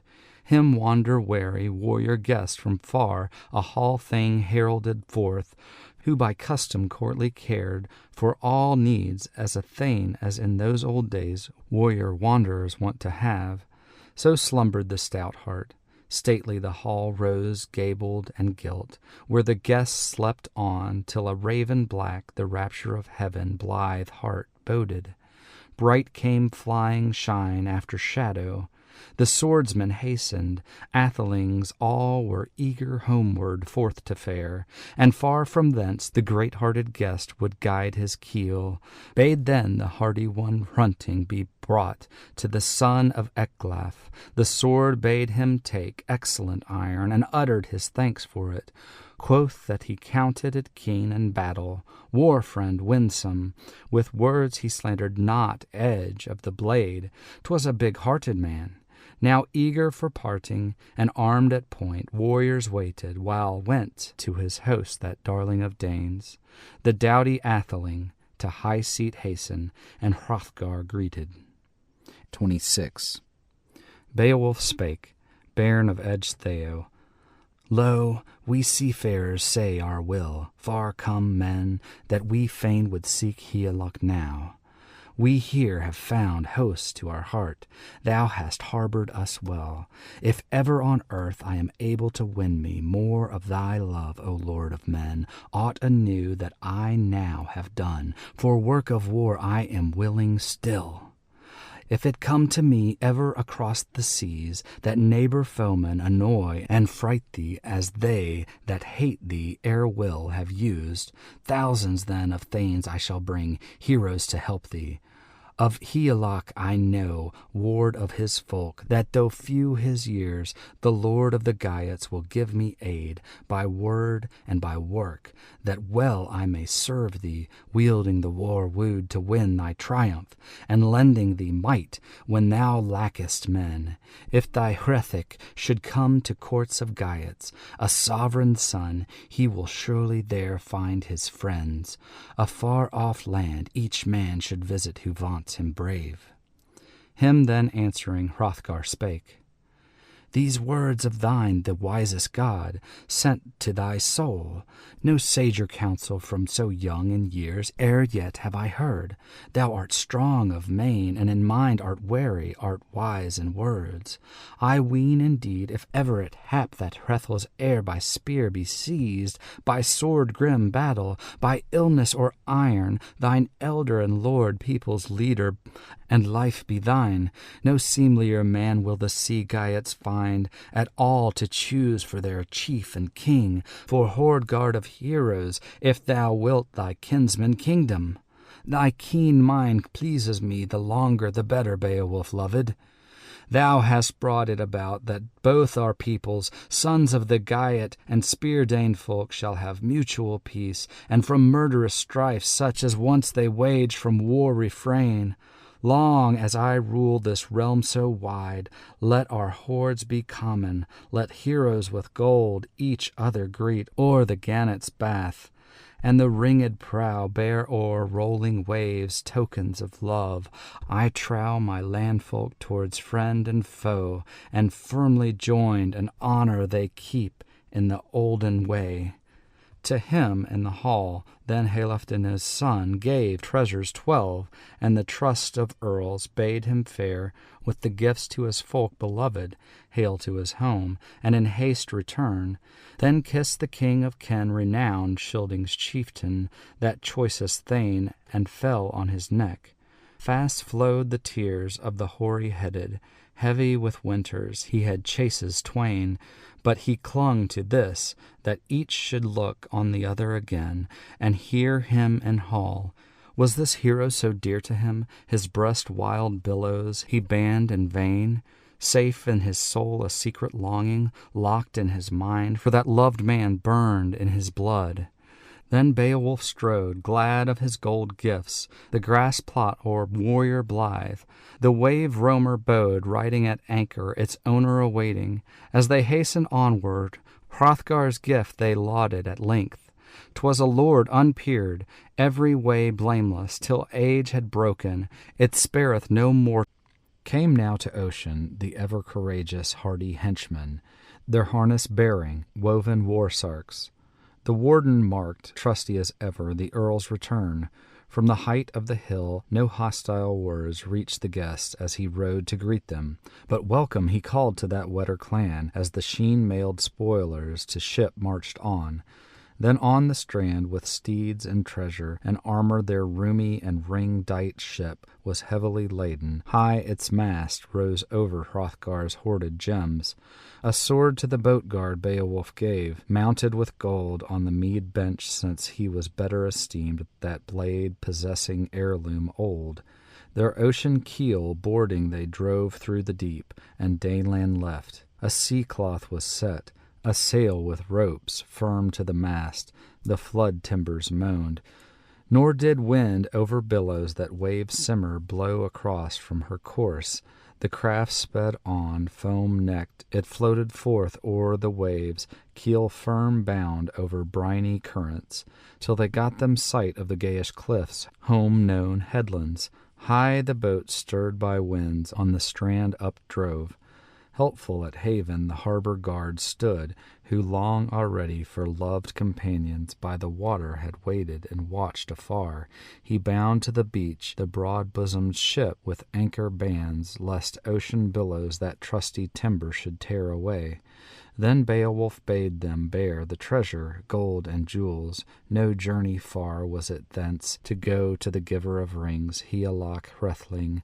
At home he dwelt by the sea wall close, himself and clan. Haughty that house, a hero the king, high the hall, and Hurgd right young, wise and wary. Though winters few in those fortress walls, she had found a home, Hereth's daughter. Nor humble her ways, nor grudge she gifts to the Geatish men. Of precious treasure, not Thereth's pride showed she, folk queen famed, or that fell deceit. Was none so daring that durst make bold, save her lord alone of the liegemen dear, that lady full in the face to look. But forged fetters he found his lot, bonds of death. And brief the respite, soon as they seized him his sword doom was spoken, and the burnished blade a baleful murder proclaimed and closed. No queenly way for woman to practice, though peerless she, that the waver of peace from warrior dear by wrath and lying his life should reave. But Hemming's kinsmen hindered this, for over their ale men also told, that of these folk horrors few she wrought, onslaught of evil after she went, gold-becked bride, to the brave young prince, atheling haughty, and Offa's hall o'er the fallow flood, at her father's bidding safely sought, where since she prospered, royal, throned, rich in goods, fain of the fair life fate had sent her, and leal of love to the lord of warriors. He of all heroes I heard of ever, from sea to sea of the sons of earth most excellent seemed. Hence Offa was praised for his fighting, and feeing by far-off men. The spear-bold warrior, wisely he ruled over his empire. Eomer woke to him help of heroes, Hemming's kinsman, grandson of Garmund, grim in war. 28. Hasten the hardy one, henchman with him, sandy strand of the sea to tread in widespread ways. The world's great candle sun shone from south. They strode along with sturdy steps to the spot they knew, where the battle-king young, his burge within, slayer of Ongen Theo, shared the rings, shelter of heroes. To Hygelac Beowulf's coming was quickly told, that there in the court the clansman's refuge, the shield companion, sound and alive, hail from the hero play homeward strode. With haste in the hall, by highest order room for the rovers was readily made. By his sovereign he sat, come safe from battle, kinsman by kinsman. His kindly lord he first had greeted in gracious form with many words. The mead dispensing came through the high hall. Hereth's daughter, winsome to warriors, wine-cup bore to the hands of the heroes. Hygelac then his comrade fairly with question plied in the lofty hall, sore longing to know what manner of sojourn the sea Geats made. What came of thy quest, my kinsman Beowulf, when thy yearning suddenly swept thee yonder battle to seek o'er the briny sea, combat in Heorot? Hrothgar, couldst thou aid at all the honored chief in his wide-known woes? With waves of care my sad heart seethed. I sore mistrusted my loved one's venture. Long I begged thee by no means to seek thy slaughtering monster, but suffer the South Danes to settle their feuds themselves with Grendel. Now God be thanked that safe and sound I can see thee now. Beowulf spake, the bairn of Ecgtheow. 'Tis unknown and unhidden, Higelac lord, to many men that meeting of ours, struggle grim between Grendel and me, which we fought on the field where full too many sorrows he wrought for the Scylding victors, evils unending. These and I avenged, no boast can be breed of Grendel, any on earth for that uproar at dawn, from the longest lived of the loathsome race in fleshly fold. But first I went Hrothgar to greet in the hall of gifts, where Halfdane's kinsman high renown, soon as my purpose was plain to him, assigned me a seat by his son and heir. The liegemen were lusty. My life days never such merry men over mead and hall have I heard under heaven. The high-born queen, people's peace-bringer, passed through the hall, cheered the young clansmen, clasps of gold, ere she sought her seat to sundry gave. Oft to the heroes Hrothgar's daughter, to earls in turn, the ale-cup tendered, she whom I heard these hall companions Freya Waro name, when fretted gold she preferred the warriors. Promised is she, gold-decked maid, to the glad son of Froda. Sage this seems to the Scyldings' friend, kingdom's keeper. He counts it wise the woman to wed, so and ward off feud, store of slaughter. But seldom ever where men are slain does the murder spear sink, but briefest while, though the bride be fair. Nor haply will like it the Heathobord lord, as a little each of his liegemen all, when a thane of the Danes in that doughty throng goes with the lady along their hall, and on him the old-time heirlooms glisten hard and ring-decked, Heathobard's treasure, weapons that once they wielded fair until they lost at the linden play, liegemen leal, and their lives as well. Then over the ale, on their heirloom gazing, some ash-wielder old, who has all in mind that spear-death of men, he is stern of mood, heavy at heart, and the young hero tests the temper and tries the soul, and war-hate wakens with words like these: Ken that sword, which to the fray thy father carried in his final feud, neath the fighting mask, dearest of blades, when the Danish slew him, and wielded the war-place on Withergild's fall, after havoc of heroes those hardy Scyldings? Now the son of a certain slaughtering Dane, proud of his treasure, paces this hall, joys in the killing, and carries the jewel that rightfully ought to be owned by thee. Thus he urges and eggs him all the time with keenest words, till occasion offers that Freya Waro, thane, for his father's deed, after bite of brand in his blood, must slumber, losing his life, but that liegeman flies, living away for the land he kens, and thus be broken on both their sides oaths and earls, when Ingild's breast wells with war-hate, and wife-love now after the care billows, cooler grows. So I hold not the Heathobard's faith due to the Danes, or their during love and pact of peace, but I pass from that, turning to Grendel, O giver of treasure, and saying in full how the fight resulted, hand fray of heroes, when heaven's jewel had fled o'er far fields, that fierce sprite came, night foe savage, to seek us out, where safe and sound we sentried the hall. To Hanskio then was that harassing deadly, his fall there was fated, his first was slain, girded warrior. Grendel on him turned murderous mouth, on our mighty kinsman, and all the brave man's body devoured. Yet none the earlier, empty-handed, would the bloody-toothed murderer, mindful of bale, outward go from the gold-decked hall, but me he attacked in his terror of might, with greedy hand grasped me. A glove hung by him, wide and wondrous, wound with bands, and in artful wise it all was wrought by devilish craft of dragon skins. Me therein, an innocent man, the fiendish foe was fain to thrust with many another. He might not so when I all angrily upright stood. There long to relate how that land destroyer I paid in kind for his cruel deeds, yet there, my prince, this people of thine got fame by my fighting. He fled away, and a little space his life preserved, but there stayed right him his stronger hand, left in Heorot, heartsick thence on the floor of the ocean that outcast fell. Me for this struggle the Scyldings' friend paid in plenty with plates of gold, with many a treasure when morn had come, and we all at the banquet board sat down. Then was song and glee. The gray-haired Scylding, much tested, told of these times of yore, whiles the hero his heart bestirred would of delight. Now lays he chanted of sooth and sadness, or set aright legends of wonder, the wide-hearted king, or the years of his youth he would yearn at times for strength of struggles, now stricken with age, hoary hero. His heart surged full when wise with winters he wailed their flight. Thus in the hall the whole of that day at ease we feasted, till fell o'er earth another night. Anon, full ready in greed of vengeance, Grendel's mother set forth all doleful.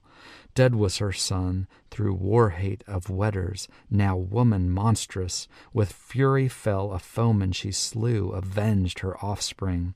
From Asherah old, loyal counselor, life was gone.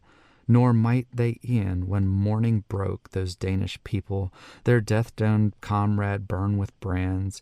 On balefire lay the man they mourned under mountain stream. She had carried the corpse with cruel hands. For Hrothgar that was the heaviest sorrow of all that had laden the lord of his folk. The leader then by thy life besought me, sad was his soul, in the sea waves' coil to play the hero and hazard my being. For glory of prowess my guerdon he pledged. I then in the waters, 'tis widely known, that sea-floor guardian savage found. Hand to hand there a while we struggled, billows welled blood in the briny hall. Her head I hewed with a hardy blade from Grendel's mother, and gained my life, though not without danger. My doom was not yet. Then the haven of heroes, Healfdene's son, gave me and guerdon great gifts of price. 29. So held this king to the customs old, that I wanted for naught in the wage I gained the meed of my might. He made me gifts, Healfdene's heir, for my own disposal. Now to thee, my prince, I prefer them all, gladly give them. Thy grace alone can find me favor. Few indeed have I of kinsmen, save Hygelac thee. Then he bade them bear him the boar-head standard, the battle-helm high, and breastplate grey, the splendid sword. Then spake in form, me this war gear the wise old prince Hrothgar gave, and his hest he added, that its story be straightway said to thee. A while it was held by Heorot king, for long time told of the land of Scyldings, yet not to his son the sovereign left it, to daring Heovard, dear as he was to him, his harness of battle. Well, hold thou it all! And I heard that soon passed o'er the path of this treasure, all apple fallow, 4 good steeds, each like the others, arms and horses, he gave to the king. So should kinsmen be, not weave one another the net of wiles, or with deep-hid treachery death contrive for neighbor and comrade. His nephew was ever by Hygelac held full dear, and each kept watch o'er the other's weal. I heard, too, the necklace to Herg he presented, wonder-wrought treasure, which whilst Theo gave him sovereign daughter. 3 steeds he added, slender and saddle grey, sent such gift the gem gleamed bright on the breast of the queen. Thus showed his strain the son of Edge Theo, as a man remarked for mighty deeds and acts of honour. At ale he slew not comrade or kin, nor cruel his mood, though of sons of earth his strength was greatest, a glorious gift that God had sent the splendid leader. Long was he spurned, and worthless by Geatish warriors held. Him at mead the master of clans failed full oft to favor at all. Slack and shiftless the strong men deemed him, profitless prince, but payment came to the warrior honored for all his woes. Then the bulwark of earls bade bring within hardy chieftain Hrethel's heirloom, garnished with gold, no Giot e'er known in shape of a sword, a statelier prize. The brand he laid in Beowulf's lap, and of hides assigned him 7,000, with house and high seat. They held in common land alike by their line of birth, inheritance, home, but higher the king because of his rule o'er the realm itself. Now further it fell with the flight of years, with harryings horrid, that Hygelac perished, and Hardred too, the hewing of swords under the shield wall slaughtered lay.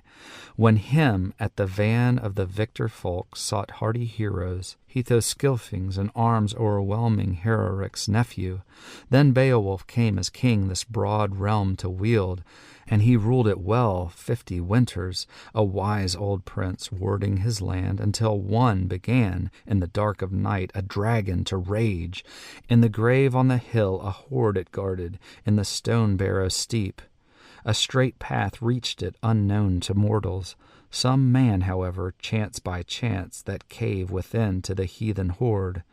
In hand he took a golden goblet, nor gave he it back, stole with it away while the watcher slept, by thievish wiles, for the warden's wrath, prince and people. That way he went, with no will of his own, in danger of life to the dragon's hoard. But for pressure of peril, some prince's thane, he fled in fear the fatal scourge, seeking shelter a sinful man, and entered it. At the awful sight tottered that guest, and terror seized him. Yet the wretched fugitive rallied anon from fright and fear ere he fled away, and took the cup from that treasure hoard. Of such besides there was store enough, heirlooms old, the earth below, which some earl forgotten in ancient years left the last of his lofty race, heedfully there had hidden away dearest treasure. For death of yore had hurried all hence, and he alone left to live, the last of the clan, weeping his friends, yet wished to bide, warding the treasure, his one delight, though brief his respite. The barrow, new ready to strand and sea wave, stood anear, hard by the headland, hidden and closed, there laid within its lordly heirlooms, and heaped hoard of heavy gold, that warden of rings. Few words he spake. Now hold thou, earth, since heroes may not, what earls have owned. Lo, erst from thee, brave men, brought it. But battle death seized in cruel killing my clansmen all, robbed them of life and a liegeman's joy. None have I to lift the sword or to cleanse the carven cup of Prince Beaker bright. My brave are gone, and the helmet hard, all haughty with gold, shall part from its plotting. Polishers sleep who could brighten and burnish the battle mask, and those weeds of war that were wont to brave over bicker of shields the bite of steel rust with their bearer. The ringed mail fares not far with famous chieftain at side of hero. No harp's delight, no glee wood's gladness, no good hawk now flies through the hall, nor horses fleet stamp in the burgsteed. Battle and death the flower of my race have reft away. Mournful of mood, thus he moaned his woe, alone for them all, and unblithe wept, by day and by night, till death's fell wave o'erwhelmed his heart. His hoard of bliss that old ill-doer open found, who, blazing at twilight, the barrows haunteth, naked foe dragon flying by night. Folded in fire the folk of earth dread him sore, 'tis his doom to seek, hoard in the graves and heathen gold, to watch many wintered, nor wins he thereby. Powerful this plague of people thus held the house of the horde in earth 300 winters, till one aroused wrath in his breast, to the ruler bearing that costly cup, and the king implored for bond of peace, so the barrow was plundered. Borne off was booty, his boon was granted. That wretched man and his ruler saw first time what was fashioned in far-off days. When the dragon awoke, new woe was kindled. O'er the stone he snuffed. The stark heart found footprint of foe who so far had gone in his hidden craft by the creature's head. So may the undoomed easily flee evils and exile, if only he gain the grace of the wielder. That warden of gold o'er the ground went seeking greedy to find the man who wrought him such wrong in sleep. Savage and burning the barrow he circled, all without, nor was any there, none in the waste. Yet war he desired, was eager for battle. The barrow he entered, sought the cup, and discovered soon that someone of mortals had searched his treasure, his lordly gold. The guardian waited, ill enduring, till evening came. Boiling with wrath was the barrow's keeper, and fain with flame the foe to pay for the dear cup's loss. Now day was fled as the worm had wished. By its wall no more was it glad to bide, but burning flew, folded in flame, a fearful beginning for sons of the soil, and soon it came, in the doom of their lord, to a dreadful end. 31. Then the baleful fiend its fire belched out, and bright homes burned. The blaze stood high, all landfolk frighting. No living thing would that loathly one leave as aloft it flew. Wide was the dragon's warring seen, its fiendish fury far and near, as the grim destroyer those gayetish people hated and hounded. To hidden lair to its horde it hastened, a hint of dawn. Folk of the land it had lapped in flame, with bale and brand. In its barrow it trusted, its battling and bulwarks. That boast was vain. To Beowulf, then, the bale was told, quickly and truly, the king's own home. Of buildings the best, in brand waves melted, that gift throne of Geats, to the good old man, sad in heart. 'Twas heaviest sorrow. The sage assumed that his sovereign God he had angered, breaking ancient law, and embittered the Lord. His breast within with black thoughts welled, as his wont was never. The folk's own fastness that fiery dragon with flame had destroyed, and the stronghold all washed by waves. But the warlike king, prince of the Weders, plotted vengeance. Warriors' bulwark he bade them work, all of iron, the earl's commander, a war shield wondrous. Well he knew that forest wood against fire were worthless, linden could aid not. Atheling brave, he was fated to finish this fleeting life, his days on earth, and the dragon with him, though long it had watched o'er the wealth of the horde. Shame he reckoned it, sharer of rings, to follow the flyer afar with a host, a broad-flung band. Nor the battle feared he, nor deemed he dreadful the dragon's warring, its vengeance and valor. Ventures desperate he had passed aplenty, and perils of war. Contest crashed, since conqueror proud Hrothgar's hall he had wholly purged, and in grapple had killed the kin of Grendel, loathsome breed. Not least was that of hand-to-hand fights, where Hygelac fell, when the ruler of Geats in rush of battle, lord of his folk, in the Frisian land, son of Hrethel, by sword draughts died, by brands down beaten. Thence Beowulf fled through strength of himself and his swimming power, though alone, and his arms were laden with 30 coats of mail when he came to the sea. Nor yet might Hetwaras haughtily boast their craft of contest, who carried against him shields to the fight. But few escaped from strife with the hero to seek their homes. Then swam over ocean Edgetheo's son, lonely and sorrowful, seeking his land, where Hygd made him offer of hoard and realm, rings and royal seat, reckoning not the strength of her son to save their kingdom from hostile hordes after Hygelac's death. No sooner for this could the stricken ones in any wise move that Atheling's mind over young Hardred's head as lord and ruler of all the realm to be. Yet the hero upheld him with helpful words, aided in honor, till older grown he wielded the wetter Geats. Wandering exiles sought him o'er seas, the sons of Otair, who had spurned the sway of the Scylfing's helmet, the bravest and best that broke the rings in Swedish land, of the sea king's line haughty hero. Hence hard dread's end, for shelter he gave them, sword death came, the blades fell blow, to bairn of Healach, but the son of Ongen Theos sought again house and home, when hard dread fell, leaving Beowulf, lord of Geats, and Githseat's master, a good king he. 32. The fall of his lord was fain to requite in after days, and to Aya Gilles he proved friend to the friendless, and forces sent over the sea to the son of Otair. Weapons and warriors well repaid he, those care paths cold when the king he slew.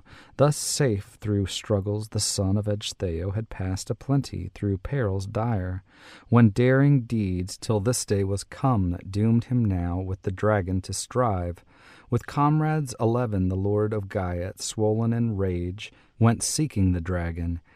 He had heard whence all the harm arose, and the killing of clansmen. The cup of price on the lap of the Lord had been paid by the finder. In the throng was this 1/13th man, starter of all the strife and ill, care-laden captive, cringing thence, forced and reluctant. He led them on till he came in ken of the carven hall, the barrow delved near billowy surges, flood of ocean. Within 'twas full of wire gold and jewels, and jealous warden, warrior trusty, the treasures held, lurked in his lair. Not light the task of entrance for any of earth-born men. Set on the headland the hero king spake words of hail to his hearth companions, gold friend of Geats.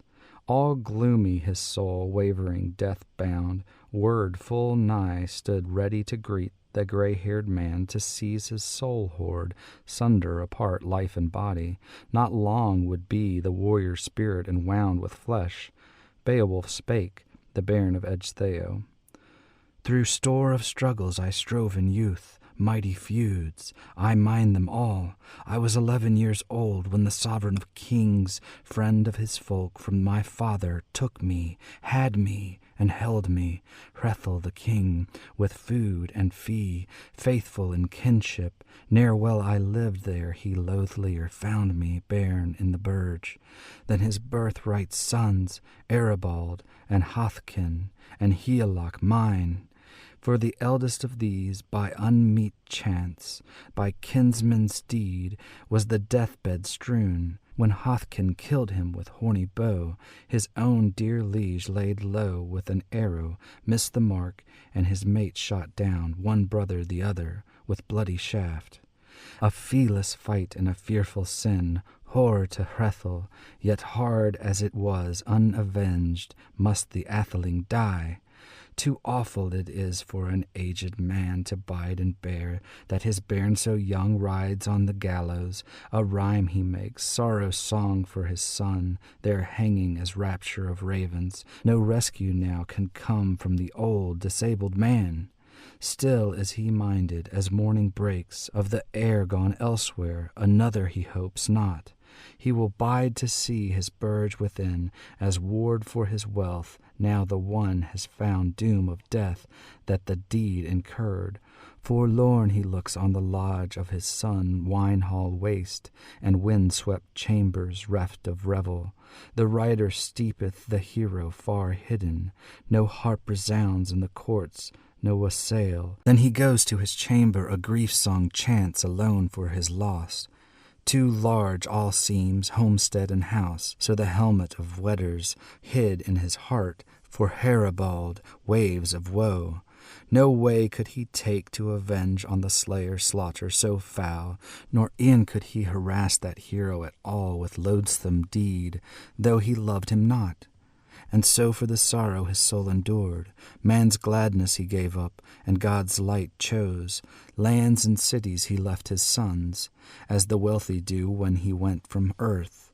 There was strife and struggle, twixt Swede and Geat, o'er the width of waters war arose, hard battle horror, when Hrethel died, and Ongen Theo's offspring grew, strife keen, bold, nor brooked o'er the seas, pact of peace, but pushed their hosts to harass and hatred by Hreosnaberg. Men of my old for that feud had vengeance, for woeful war 'tis widely known, though one of them bought it with blood of his heart, a bargain hard, for Hathkin proved fatal that fray. For the first of Geats, at morn I heard, was the murderer killed by kinsman for kinsman, with clash of sword, when Ongen Theo met Eover there. Wide split the war helm, wan he fell, hoary Skilfing, the hand that smote him of feud was mindful, nor flinched from the death blow.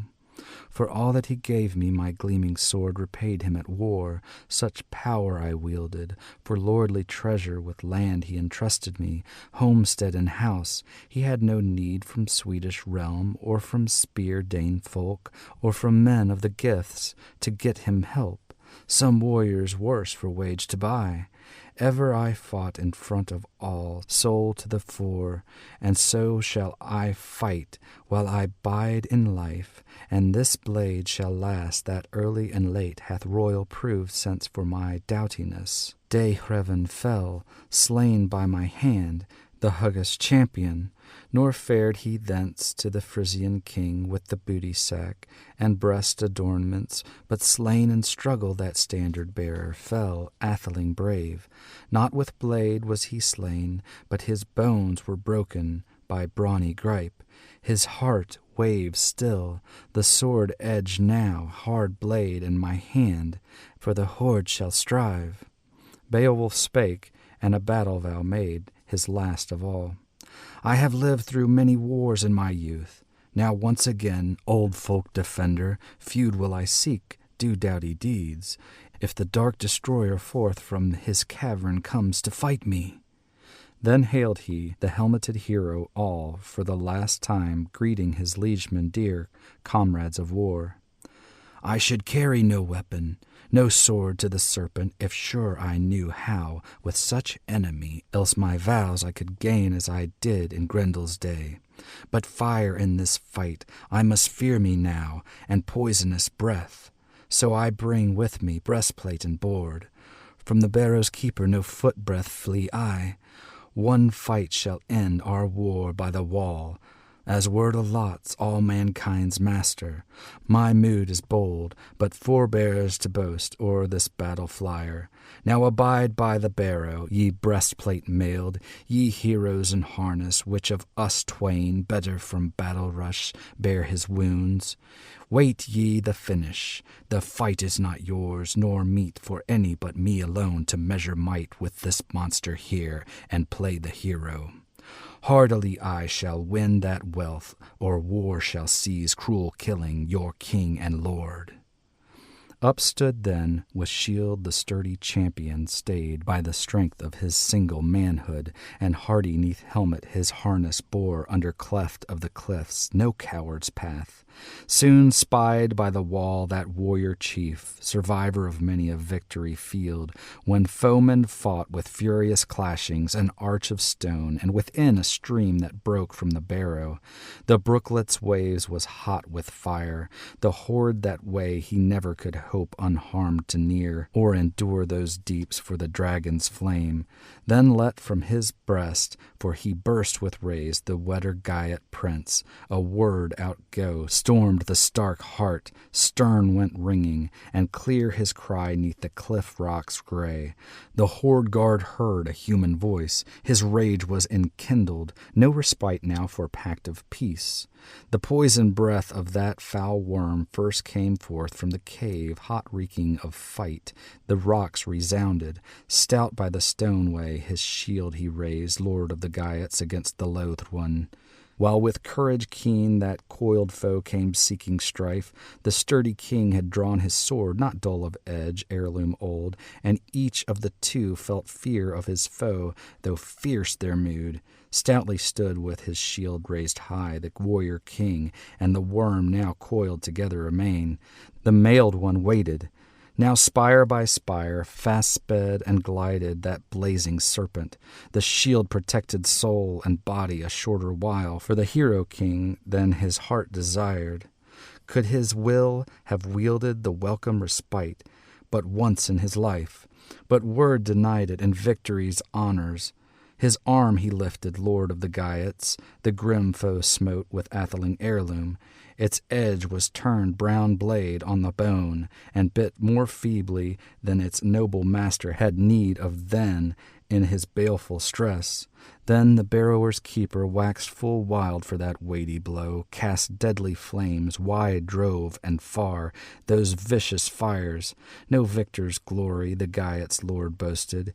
His brand had failed, naked in battle, as never it should, excellent iron.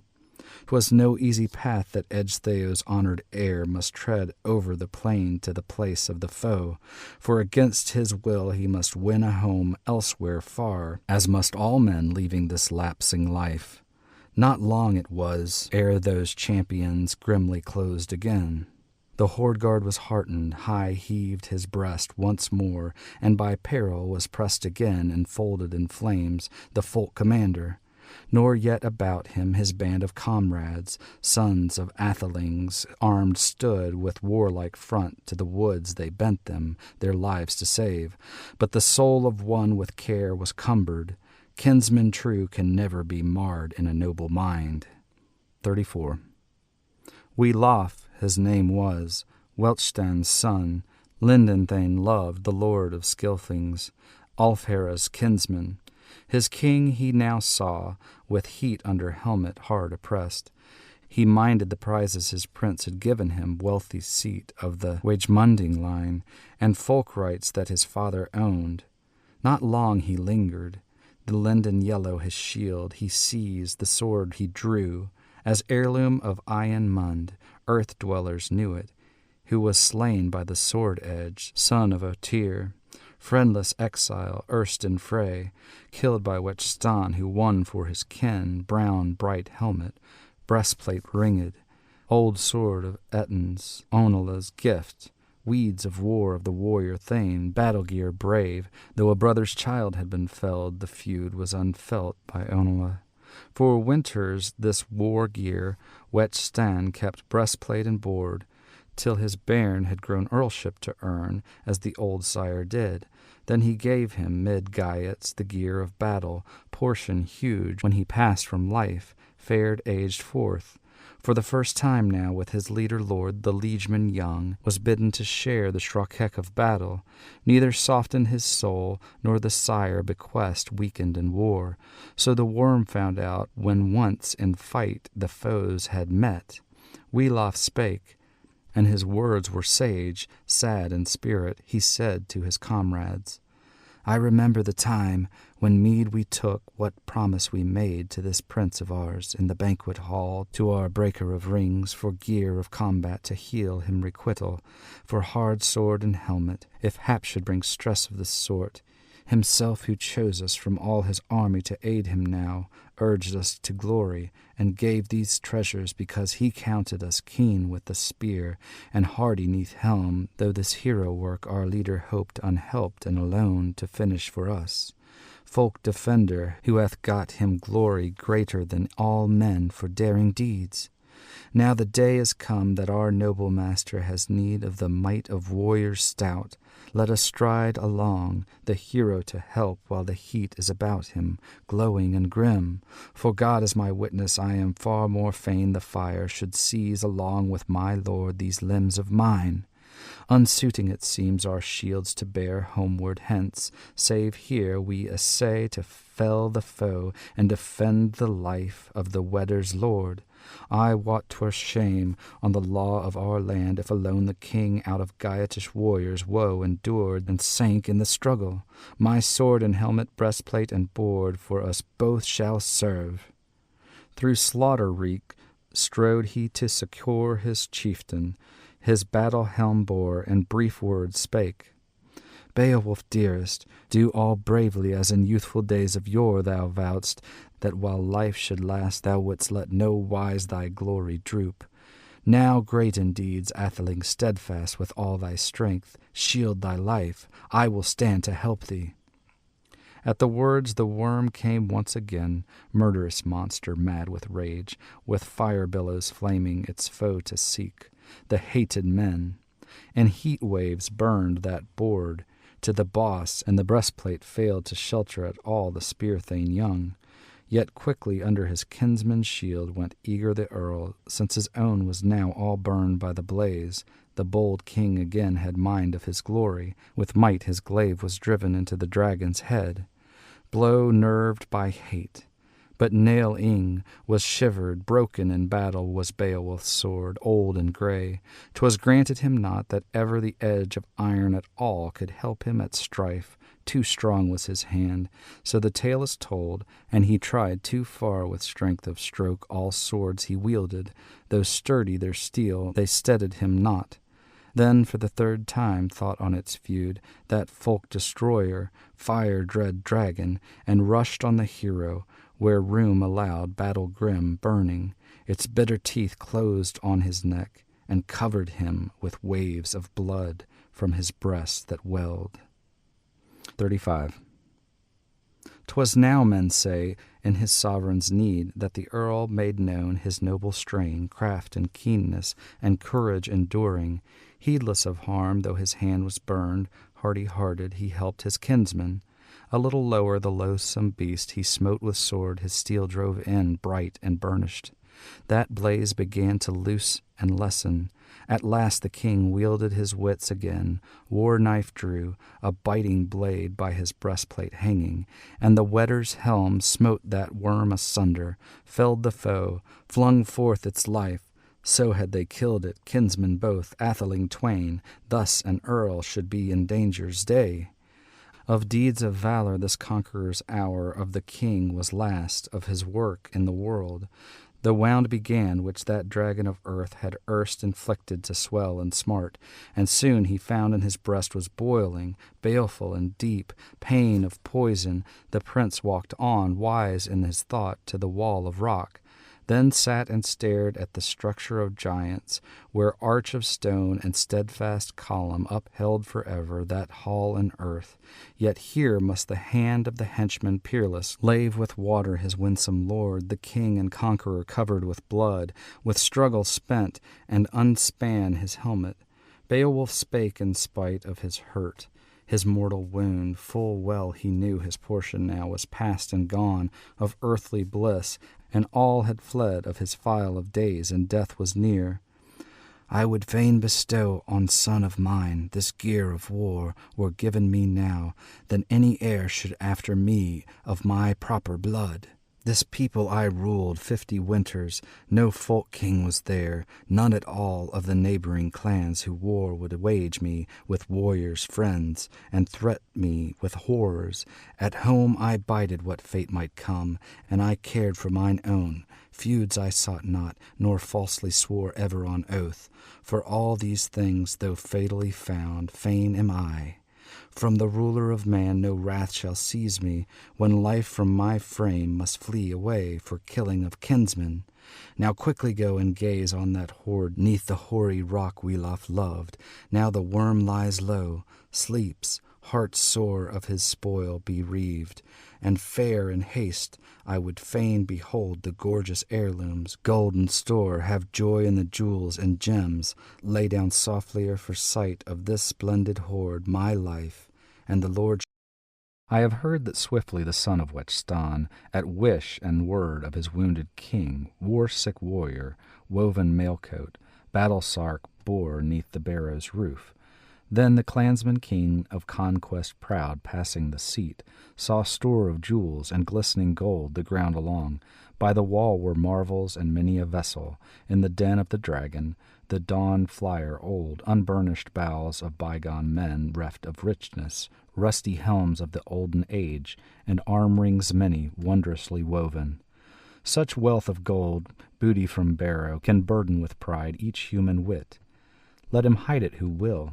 His glance, too, fell on a gold-wove banner, high o'er the hoard of handiwork noblest, brilliantly broidered, so bright its gleam, all the earth floor he easily saw, and viewed all the vessels.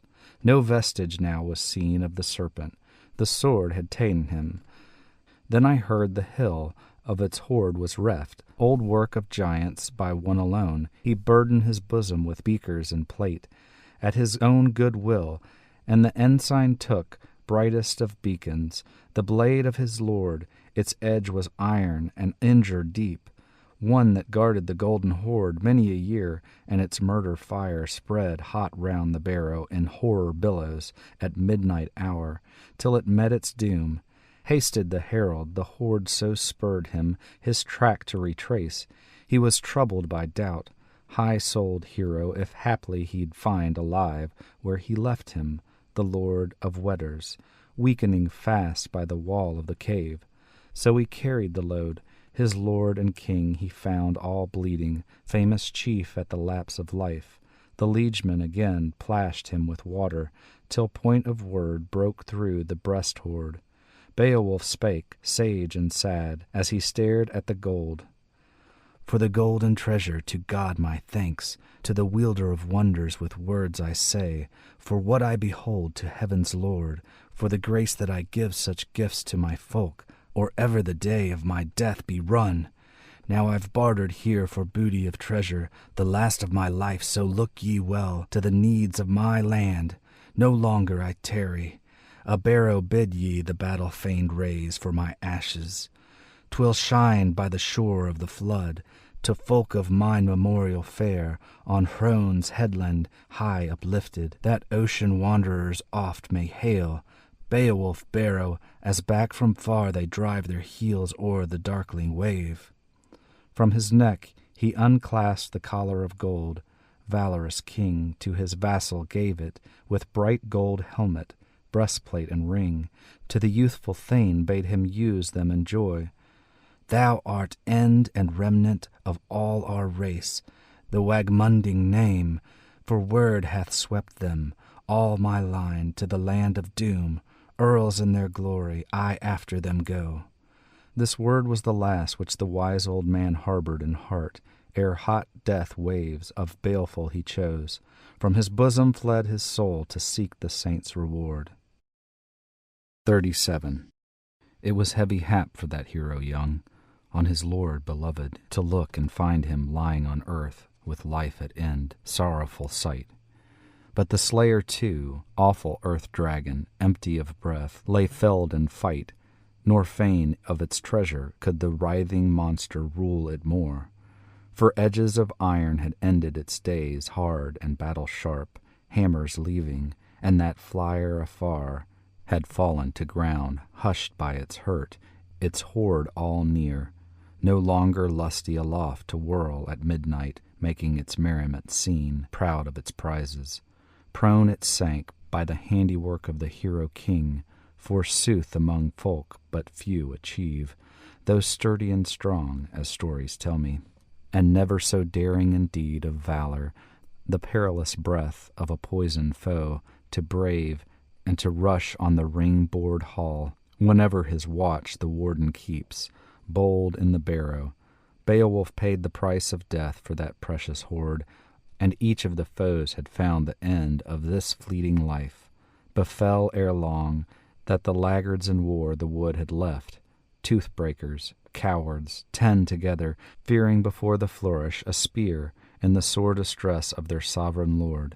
Now in their shame their shields they carried, armor of fight where the old man lay. And they gazed on Beowulf. Wearied he sat at his sovereign's shoulder, shieldsman good, to wake him with water.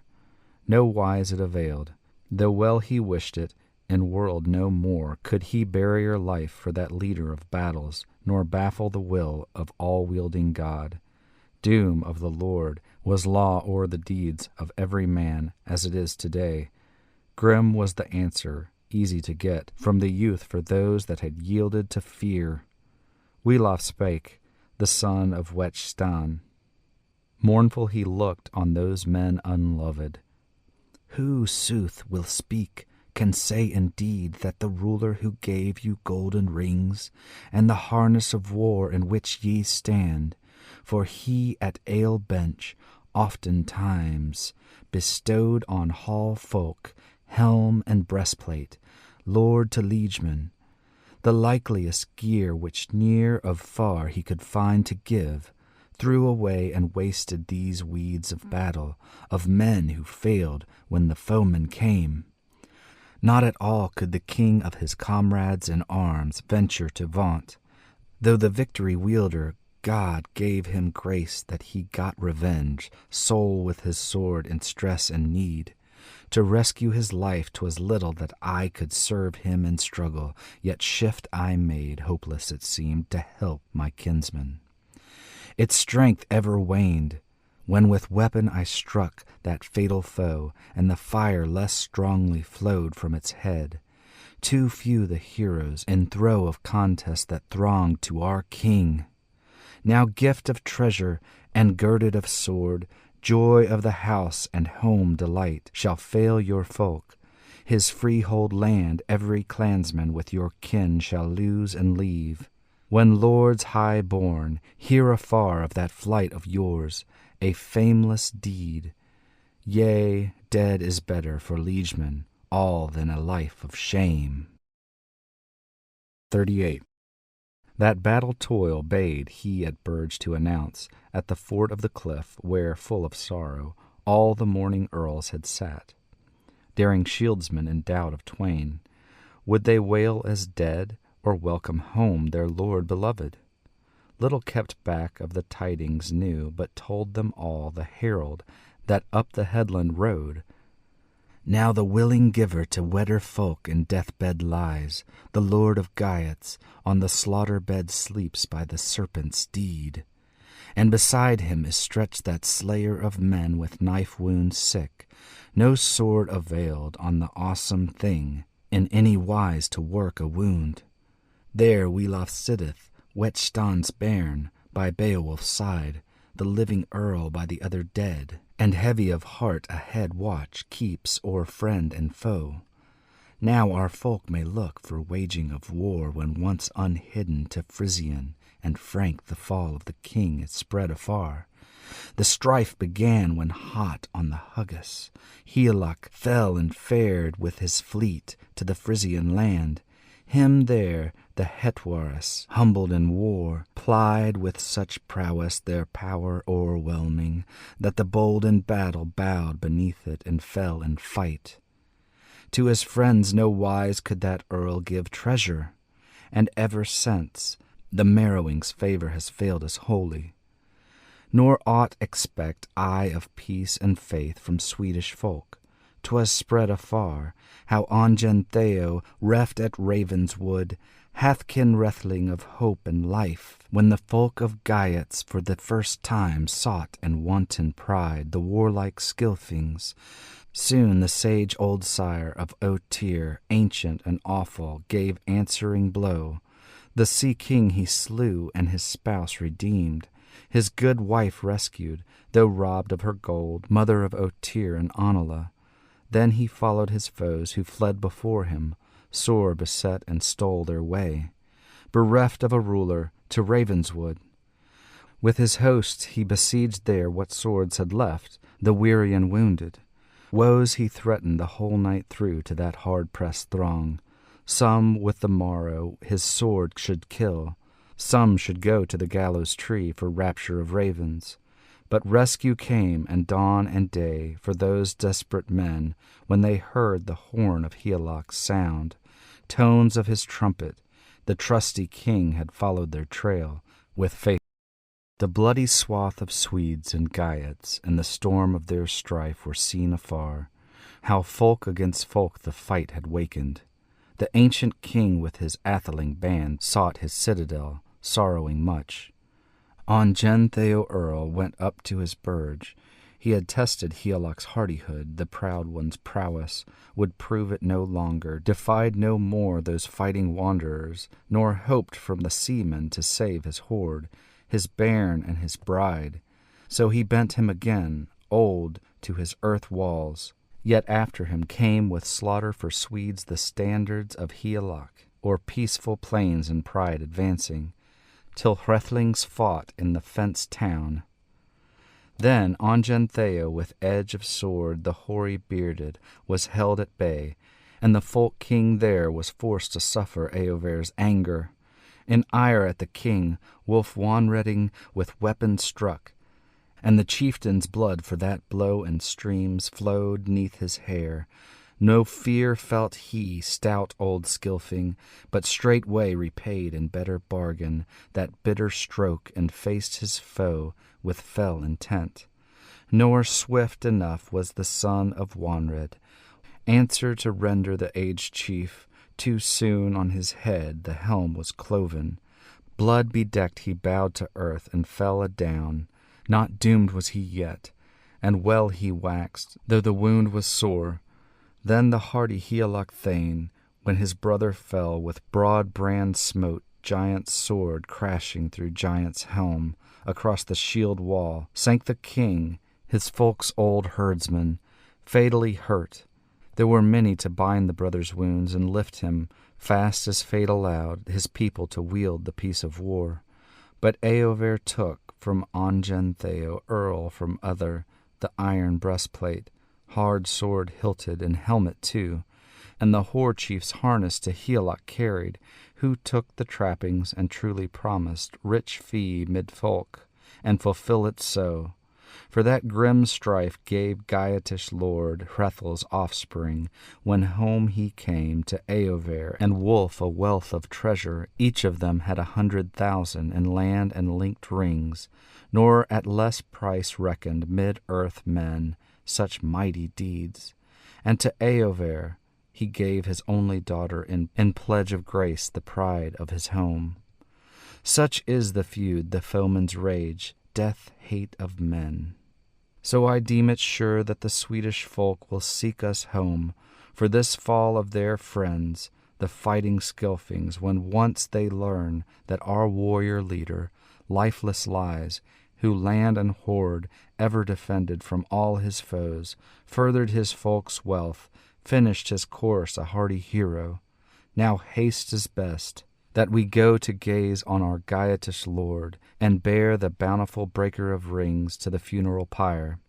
No fragments merely shall burn with the warrior, wealth of jewels, gold untold and gained in terror, treasure at last with his life obtained. All of that booty the brand shall take, fire shall eat it. No earl must carry memorial jewel, no maiden fair shall wreathe her neck with noble ring. Nay, sad in spirit and shorn of her gold, oft shall she pass o'er paths of exile. Now our Lord all laughter has laid aside, all mirth and revel. Many a spear, mourning cold, shall be clasped amain, lifted aloft, nor shall lilt of harp those warriors wake. But the wane-hewn raven, fain o'er the fallen, his feast shall praise and boast to the eagle how bravely he ate, when he and the wolf were wasting the slain. So he told his sorrowful tidings, and little he lied, the loyal man of word or of work.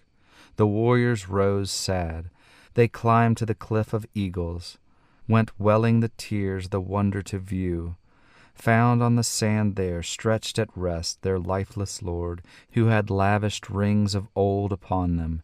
Ending day had dawned on the doughty one. Death had seized in woeful slaughter the Weders' king. There saw they, besides the strangest being, loathsome, lying their leader near, prone on the field. The fiery dragon, fearful fiend, with flame was scorched. Reckoned by feet it was 50 measures in length as it lay. Aloft erewhile it had revelled by night, and anon come back, seeking its den. Now in death's sure clutch it had come to the end of its earth-hall joys. By it there stood the stoups and jars, dishes lay there, and deer-decked swords eaten with rust. As on earth's lap resting, 1,000 winters they waited there. For all that heritage huge, that gold of bygone men, was bound by a spell, so the treasure hall could be touched by none of humankind, save that heaven's king, God himself, might give whom he would, helper of heroes, the hoard to open. Even such a man, as seemed to meet him. 40. A perilous path it proved he trod who heinously hid that hall within, wealth under wall. Its watcher had killed one of a few, and the feud was avenged in woeful fashion. Wondrous seemed it what manner a man of might and valor oft ends his life, when the earl no longer in mead hall may live with loving friends. So Beowulf, when that barrow's warden he sought, and the struggle, himself knew not in what wise he should wend from the world at last. For princes potent, who placed the gold with a curse to doomsday, covered it deep, so that marked with sin the man should be, hedged with horrors and hell bonds fast, racked with plagues who should rob their hoard. Yet no greed for gold, but the grace of heaven ever the king had kept in view. Beowulf spake, the son of Wechstan. At the mandate of one, oft warriors many sorrow must suffer, and so must we. The people's shepherd showed not aught of care for our counsel, king beloved. That guardian of gold he should grapple not, urged we, but let him lie where he long had been, in his earth hall waiting the end of the world, the rest of heaven. The hoard is ours, but grievously gotten, too grim the fate which thither carried our king and lord. I was within there, and all I viewed, the chambered treasure whence chance allowed me, and my path was made in no pleasant wise under the earth wall. Eager I seized such heap from the hoard as hands could bear, and hurriedly carried it hither back to my liege and lord. Alive was he still wielding his wits. The wise old man spake much in his sorrow, and sent you greetings, and bade that ye build, when he breathed no more, on the place of his balefire a barrow high, memorial mighty. Of men he was worthiest warrior wide earth o'er, the while he had joy of his jewels and burge. Let us set out in haste now, the second time to see and search the store of treasure, these wall-hid wonders, the way I show you, where gathered near ye may gaze your fill at broad gold and rings. Let the bier, soon made, be all in order, when out we come, our king and captain to carry thither. Man beloved, where long he shall bide, safe in the shelter of sovereign God. Then the Baron of Wechstan bade command, hardy chief to heroes many, that owned their homesteads, hither to bring firewood from far o'er the folk they ruled, for the famed one's funeral. Fire shall devour, and wan flames feed on the fearless warrior who oft stood stout in the iron shower, when sped from the string a storm of arrows shot o'er the shield wall. The shaft held firm, featly feathered, followed the barb. And now the sage young son of Wechstan 7 chose of the chieftain's thanes, the best he found that band within, and went with these warriors, one of 8, under hostile roof. In hand one bore a lighted torch and led the way. No lots they cast for keeping the hoard, when once the warriors saw it in hall, altogether without a guardian lying there lost. And little they mourned when they had hastily haled it out, dear-bought treasure. The dragon they cast, the worm o'er the wall for the wave to take, and surges swallowed that shepherd of gems. Then the woven gold on a wain was laden, countless quite, and the king was born, hoary hero, to Hrone's ness. 41. Then fashioned for him the folk of Geats firm on the earth a funeral pile, and harness of war and breastplates bright, and the boon he asked, and they laid amid it the mighty chieftain, heroes mourning their master dear. Then on the hill that hugest of balefires the warriors wakened. Wood smoke rose, black over blaze, and blent was the roar of flame with weeping. The wind was still, till the fire had broken the frame of bones, hot at the heart. In heavy mood their misery moaned they, their master's death, wailing her woe, the widow old, her hair upbound for Beowulf's death, sung in her sorrow, and said full oft she dreaded the doleful days to come. death's enow, and doom of battle and shame. The smoke by the sky was devoured. The folk of the Weders fashioned there on the headland a barrow broad and high, by ocean farers far descried. In 10 days' time their toil had raised it, the battle braves' beacon. Round brands of the pyre a wall they built, the worthiest ever that wit could prompt in their wisest men. They placed in the barrow that precious booty, the rounds and the rings they had reft erewhile, hardy heroes from hoard and cave, trusting the ground with treasure of earls, gold in the earth, wherever it lies, useless to men as of yore it was. Then about that barrow the battle-keen rode, Atheling born, a band of 12 lament to make to mourn their king, chant their dirge and their chieftain honor. They praised his earlship, his acts of prowess worthily witnessed, and well it is that men their master friend mightily laud, heartily love, when hence he goes from life in the body forlorn away. Thus made their mourning the men of Geatland, for their heroes passing his hearth companions. Quoth that of all the kings of earth, of men he was the mildest and most beloved, to his ken the kindest, keenest for praise. End of Beowulf.